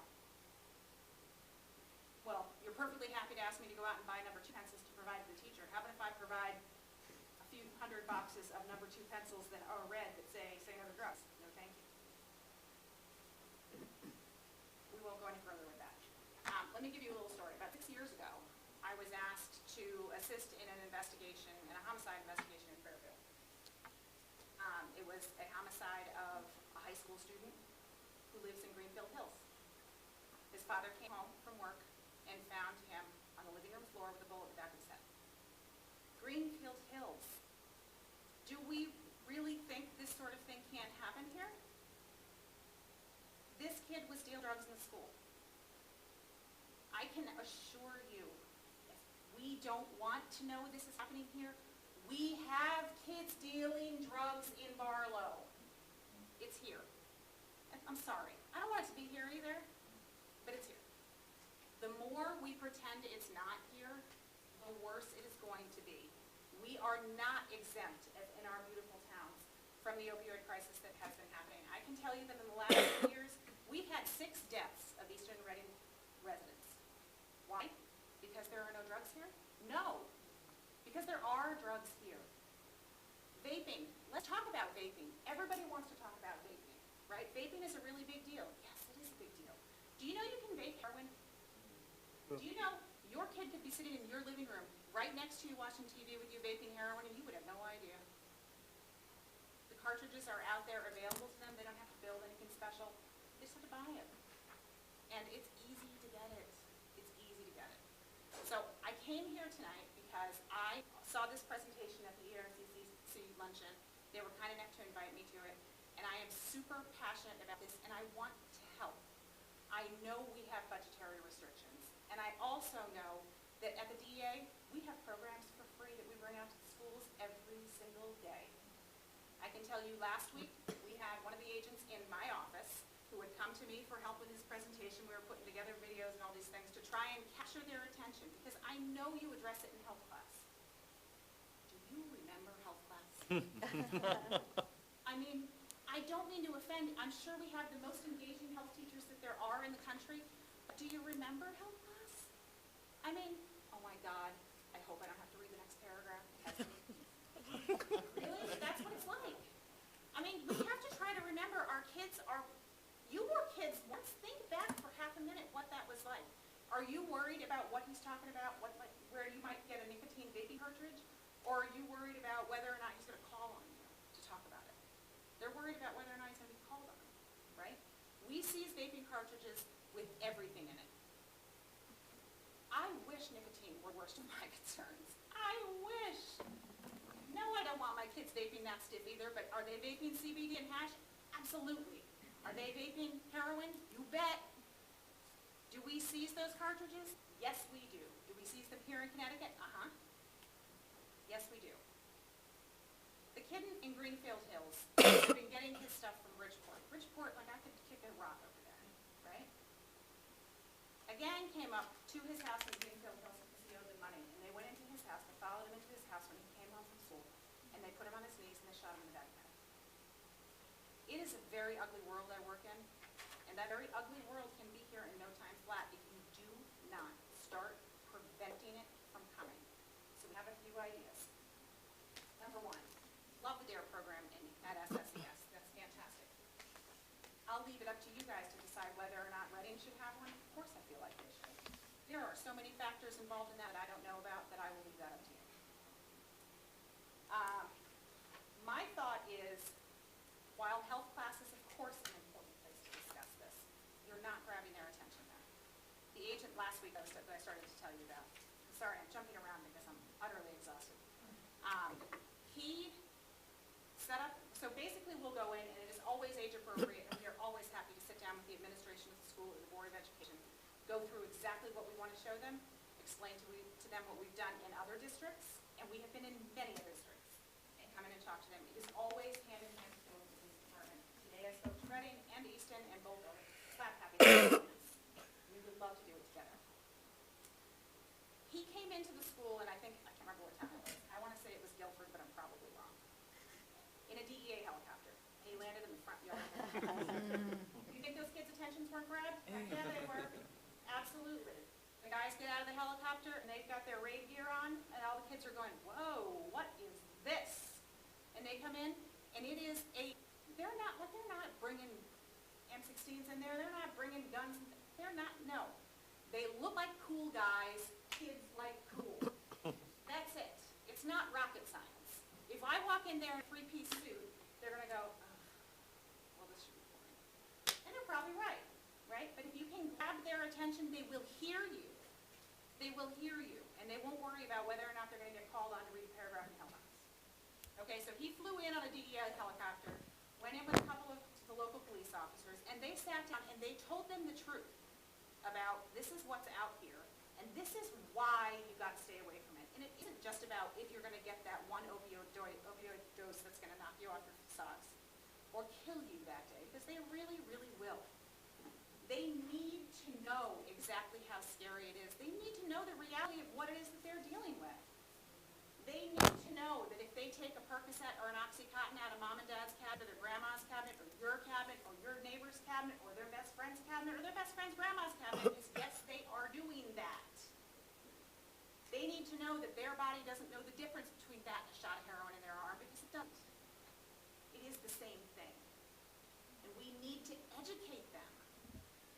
We need to educate them. We need to pull our heads out of the sand as a community. I can't believe the number of times I have heard parents and administrators, I can't have that column here. The words that bump off my head are not very kind when I hear that. Honest to God, we can do something about this. And many, many times when I've spoken with administrators, principals, teachers, whomever, you can see in their face when you ask them questions. For example, there was a question asked a few weeks ago at the Hidden Plain Site presentation, which was great. Somebody said, what is the prevalence of vaping in Easton? And the response was, I can tell you it's not happening here. What? Okay. There are kids that I know of personally at Barlow High School who will not go to the bathroom all day.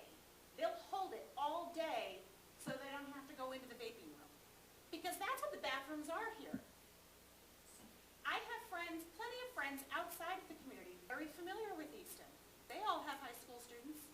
And do you know what their high school students say? Oh, Barlow, everybody know that Barlow, that's a drug school. I know it's hard to hear that stuff. I don't want that to be my kid's high school either. I don't want that to be in my town either. But the longer we pretend it's not there, the worse it's going to get. If we cannot start educating and preventing in ways that capture their attention, then we might as well just toss them under the bus now. On a very related note, police canines. I know for a fact that on more than one occasion, police canines have been invited to meet and greet whatever group, a criminal justice club at the high school, or in a variety of situations, and the dogs have not been allowed in the school. This baffles me. I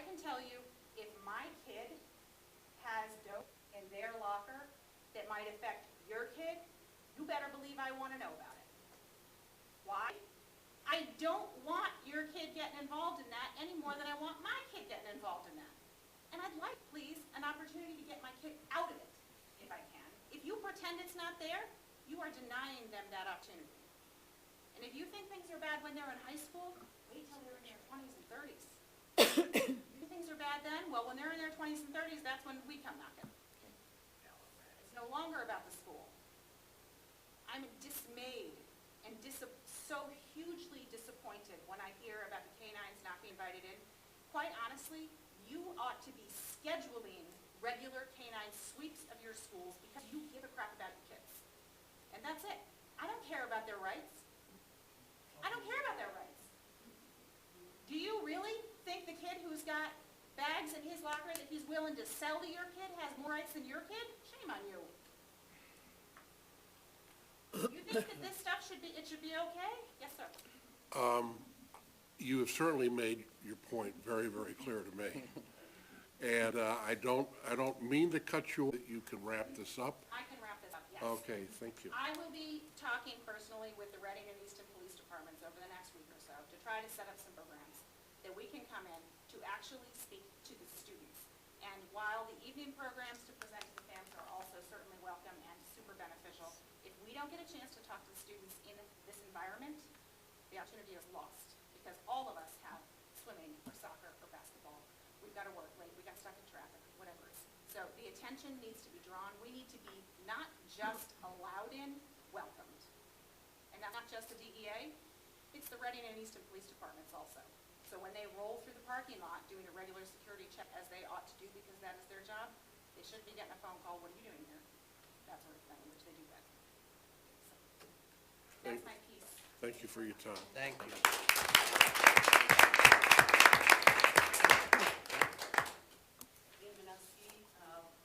Easton parent. My children went to Samuel Staples. They did not go to the middle school or high school. I have two at St. Joe's this time. Thank you somewhat for that. We are in a very tough place right now balancing between our personal privacy and making sure our children are safe. Stephanie? So I come from a different perspective, 30,000 feet. Our education systems are broken. We know that. We know that Common Core has destroyed public education. It's the elephant in the living room. I was at a meeting recently. I said, if you don't want to talk about it, I'll just say school improvement. Sounds so much nicer. We don't want to touch these things. But we know that it has damaged it. 30 years in this state. I've only been here 20. Coming from Texas, we knew that some of these problematic programs were coming about, raise the top, yada yada, but here we are with Common Core. It is not educating our children. There's a book called The Deliberate Dumbing Down of America by Charlotte Iserbyt, who was a former Secretary of Education under Ronald Reagan. And it shows where we are today.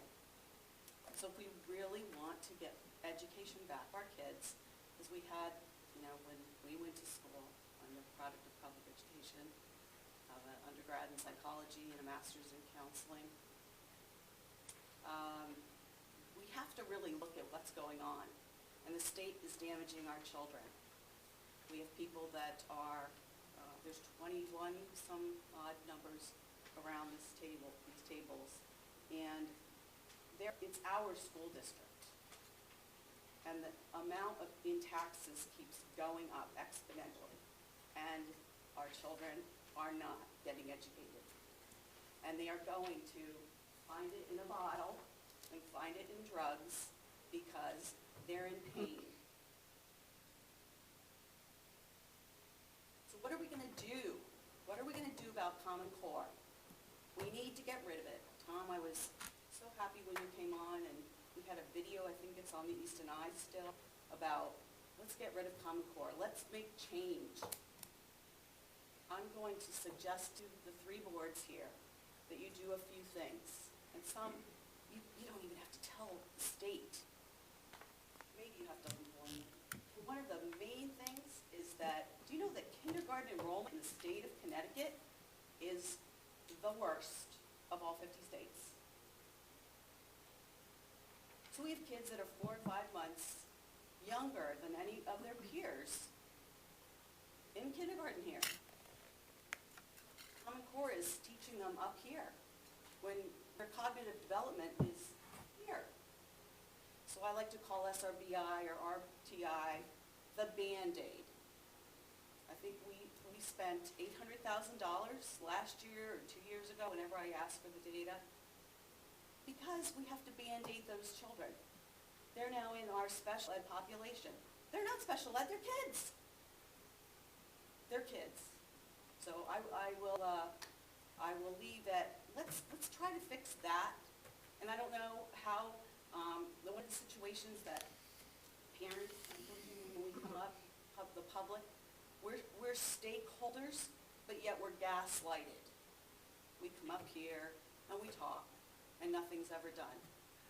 Actually, I 2 years ago sent a request for a moratorium to the Board of Education in Easton to not have sex ed for K-12 kids, because that's wrong. Fourth grade children don't need to know about sex ed. They can have it in health classes. We did. Yes, I will close.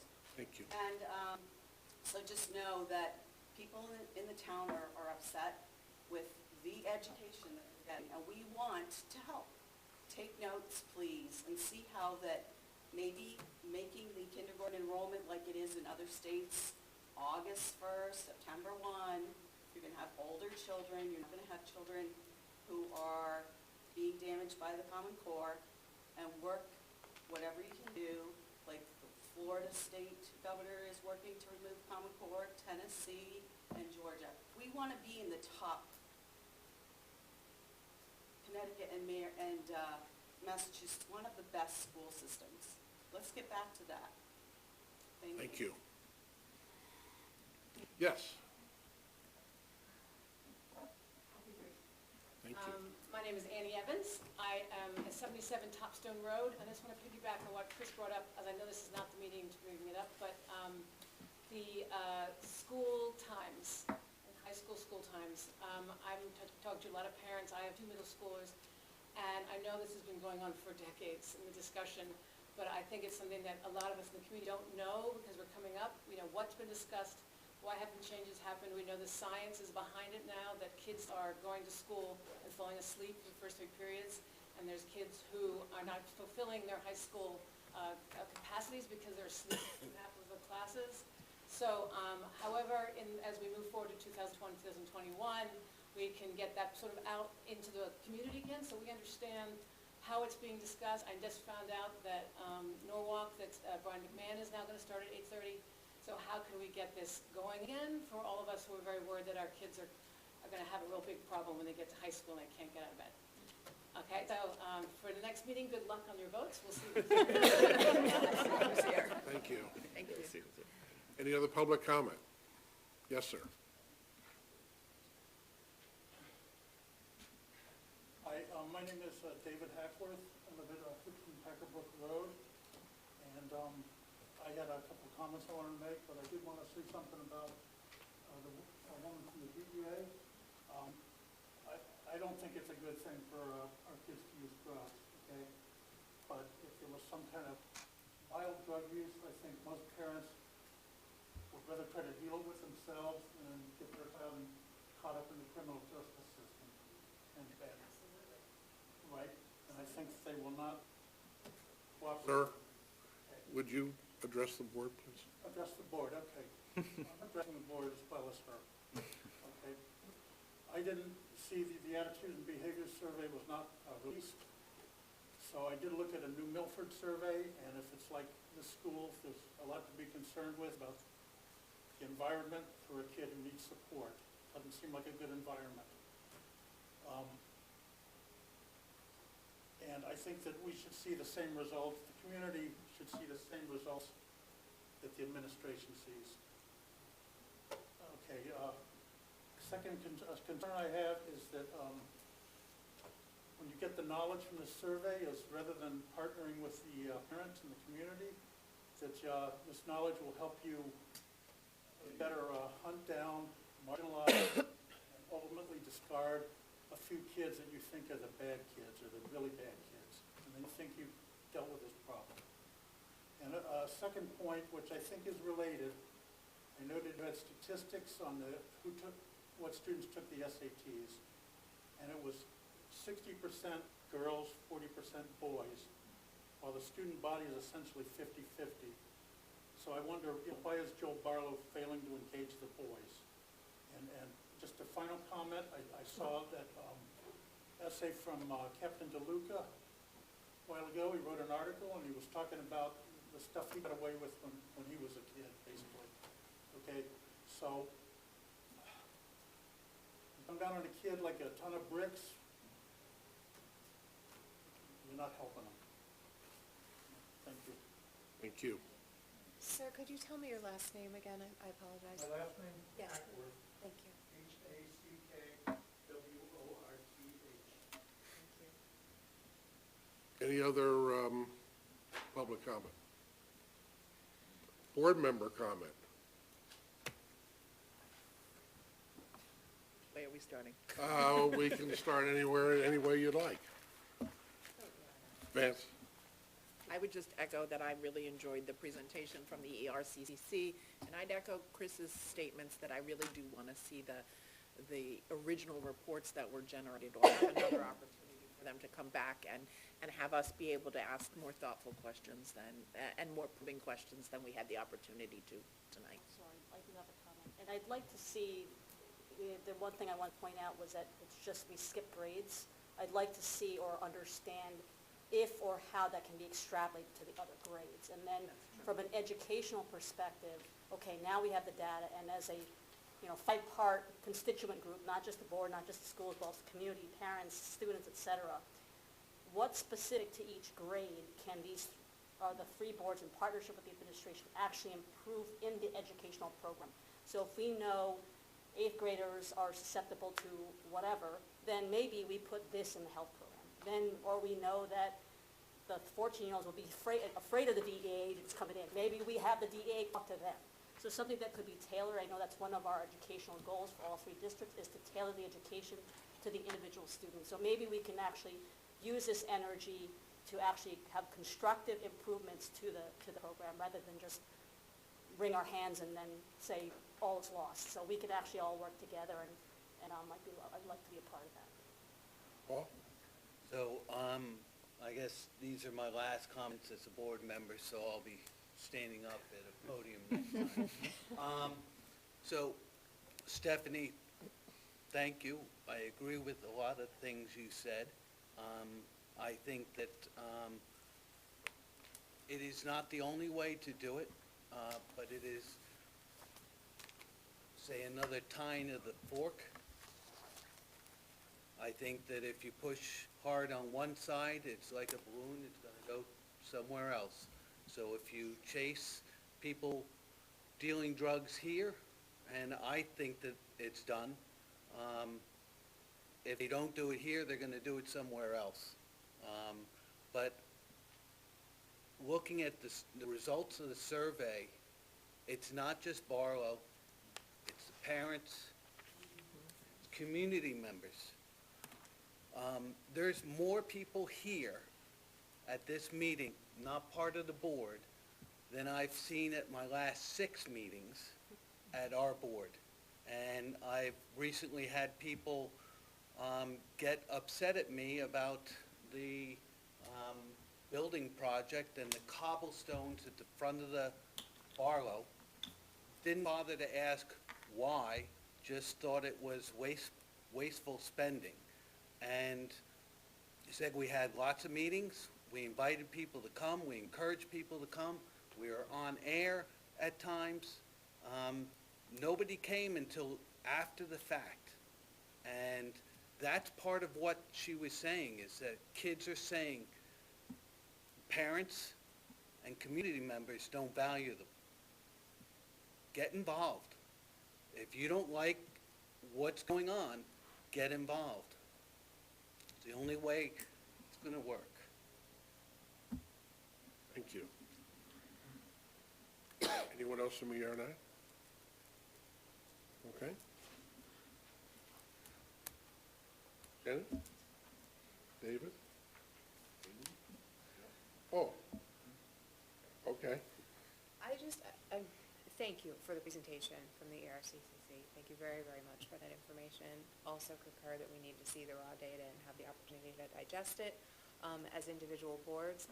I'm interested in a little bit more of a historical perspective. I think, obviously, somebody made a comment before, like, regardless of what it is outside of these are our kids, these are our community concerns. But I think it's also important for us to frame it as, are these current issues, is this different than it was 5 years ago, 10 years ago, 20 years ago? I don't know if I'm really I'm not doing a good job of phrasing my question. I think To it's have, fair. to have a perspective that puts it, anybody else want to see what I do. see what I'm getting at here? You The want a trend- longitudinal. What is the trend over time? What is, if people in 8th grade at one point felt a certain way, how does that indicate how they might feel now in 10th grade or 11th grade? That would be very interesting, and the school climate surveys help to reveal that, right? Yes. That's very interesting, but not really what I was thinking Okay. of. More of a, I guess I was concerned that some of the information could generate alarmist responses if it wasn't put in a context of what's typical for this age group. What is some of that looked to me like, as a high school teacher of 20 years, typical teenage behavior. So I guess what I would like some help with is, with the professional's perspective and expertise, helping us pick apart, okay, this is a really big deal. This is where you need to focus your energy. The rest of this is what you would expect of kids this age. And I guess for me, some of that was missing from the presentation. I would like to know more about it from that perspective. Expect and not see manifest, especially on some of the questions. Expect and not see manifest. So you might expect that at a certain age group, they might have a high proclivity to certain suicidal thoughts, and yet it never actually manifests as something. But that's not what it was asking, right? It was asking, you actually tried. Yep. So Right. tried again, then later. But I'm not talking about just that one topic. Yeah. I'm talking about all of the topics. And it seems like a shame to boil down the entire survey to just that one topic, even though it's super important, right? Board comments? Anyone else? Thank you to Stephanie. Very much enjoyed your point of view on that, and would like to talk further. Linda? Christopher? Michael? Quick question, Ava, how many pages of raw data are there? Roughly? Of the raw data that everyone's interested in?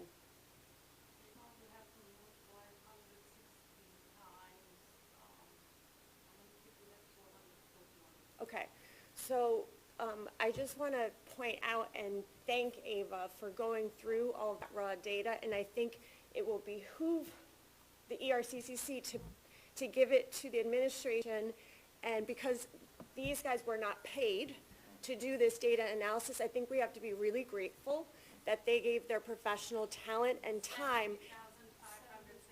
Okay, that's a lot of pages, and I know that we all have a lot of reading as board members, so I do think that maybe we should come up with a plan to have both the administrators and, basically, I just want to caution everyone that this is a professional job, that we actually had basically a consultant for free. And so I don't think we should overlook that, and I do think that at this point, I don't know if you can release all the raw data, but I just want you to know how much we appreciate the number of hours you must have spent going through that many pages. Thank you. John? Kelly? Just to bring this back to the schools, I want to understand what the next steps are. I know the schools are just one part of the puzzle, but I would bring the conversation back to Tom and your crew to understand what exact actions could be taken or what plans could be put in place to really understand how we're going to take this and help direct the future of what we provide for the kids. Thank you, Colleen. Heather? Just to piggyback on that, that was also my comment. Thank you so much for Yes, this. and thank you. And there's, as a parent, thank you. As a member of the community, thank you. And as a member of the board, thank you. And I do think that there are some things that I learned tonight that we can absolutely take action on now in terms of like community involvement in our schools, in terms of creating spaces where kids can hang out and just be kids. Maybe with declining enrollment, we have an 8th grade lounge or something like that, or, maybe at the high school you have grade level lounges in what would be an empty classroom. That those small changes that can lead to a more friendly environment, those kinds of things are things that we can discuss and actually take action before we tackle the larger. Thank you all very much. What's next on the agenda is recess to executive session to discuss superintendent's evaluation contract. So we very much appreciate the public that came tonight. And as Scott and Stephanie, this is not anything you folks have anything to do with, so if you want to try to get home before, well, can't get home before 10. That train left, but get home shortly thereafter. And Tom, if you'd like to stay, that'd be great. So what is it you're suggesting? Are you suggesting that we make a motion to enter into executive session for the purpose of superintendent evaluation and contract? Yeah. And invite the superintendent. And invite the superintendent to attend, or not. Are you inviting? Sure. That's what it sounds like your motion is. Is that the motion? Sounds like there's a motion. First of all, I can't make the motion as the chair. I was just asking the question as to what you were seeking. I'm seeking further clarification on the I'm seeking to move. context. I'm seeking to move to recess into executive session, discuss the superintendent's evaluation and contract, because it is the superintendent, he's our superintendent of schools. If he would like to be here for those discussions, that's fine. If he chooses not to be, then that's his choice. I heard, and invite the superintendent to attend. Invite the superintendent to attend, but whether he chooses to attend or not. We're trying to frame what the actual motion is. Oh. Which is recess to executive session for the purpose of discussing the superintendent's evaluation and contract, and invite the superintendent to attend. And the superintendent is invited to attend, yes. So moved. Seconded? You can't second it, they have to. I'll second it. Every board do it? I'll second it. I think John made the same motion. Same thing, please. Okay, second. Hang on, Reading was Parker. Reading is Chris and Mike. Yeah. Hoffman, John Easton and is, David. okay, ER9, Make the motion. Second. thank you. Say, Paul? We need to have the room clear, please. I was like, why are we voting? Thought that Do you when want you to call did the this, question? that you Mike, were do you want to call the saying, question in the absence I'm of out, Carol? don't want to work here anymore. No one wants to be serious. Motion? Oh, yeah. All in favor of adjourning into, yeah. So it's All in unanimous. favor? Let's, Turning in. 502. Okay, we're now in executive session.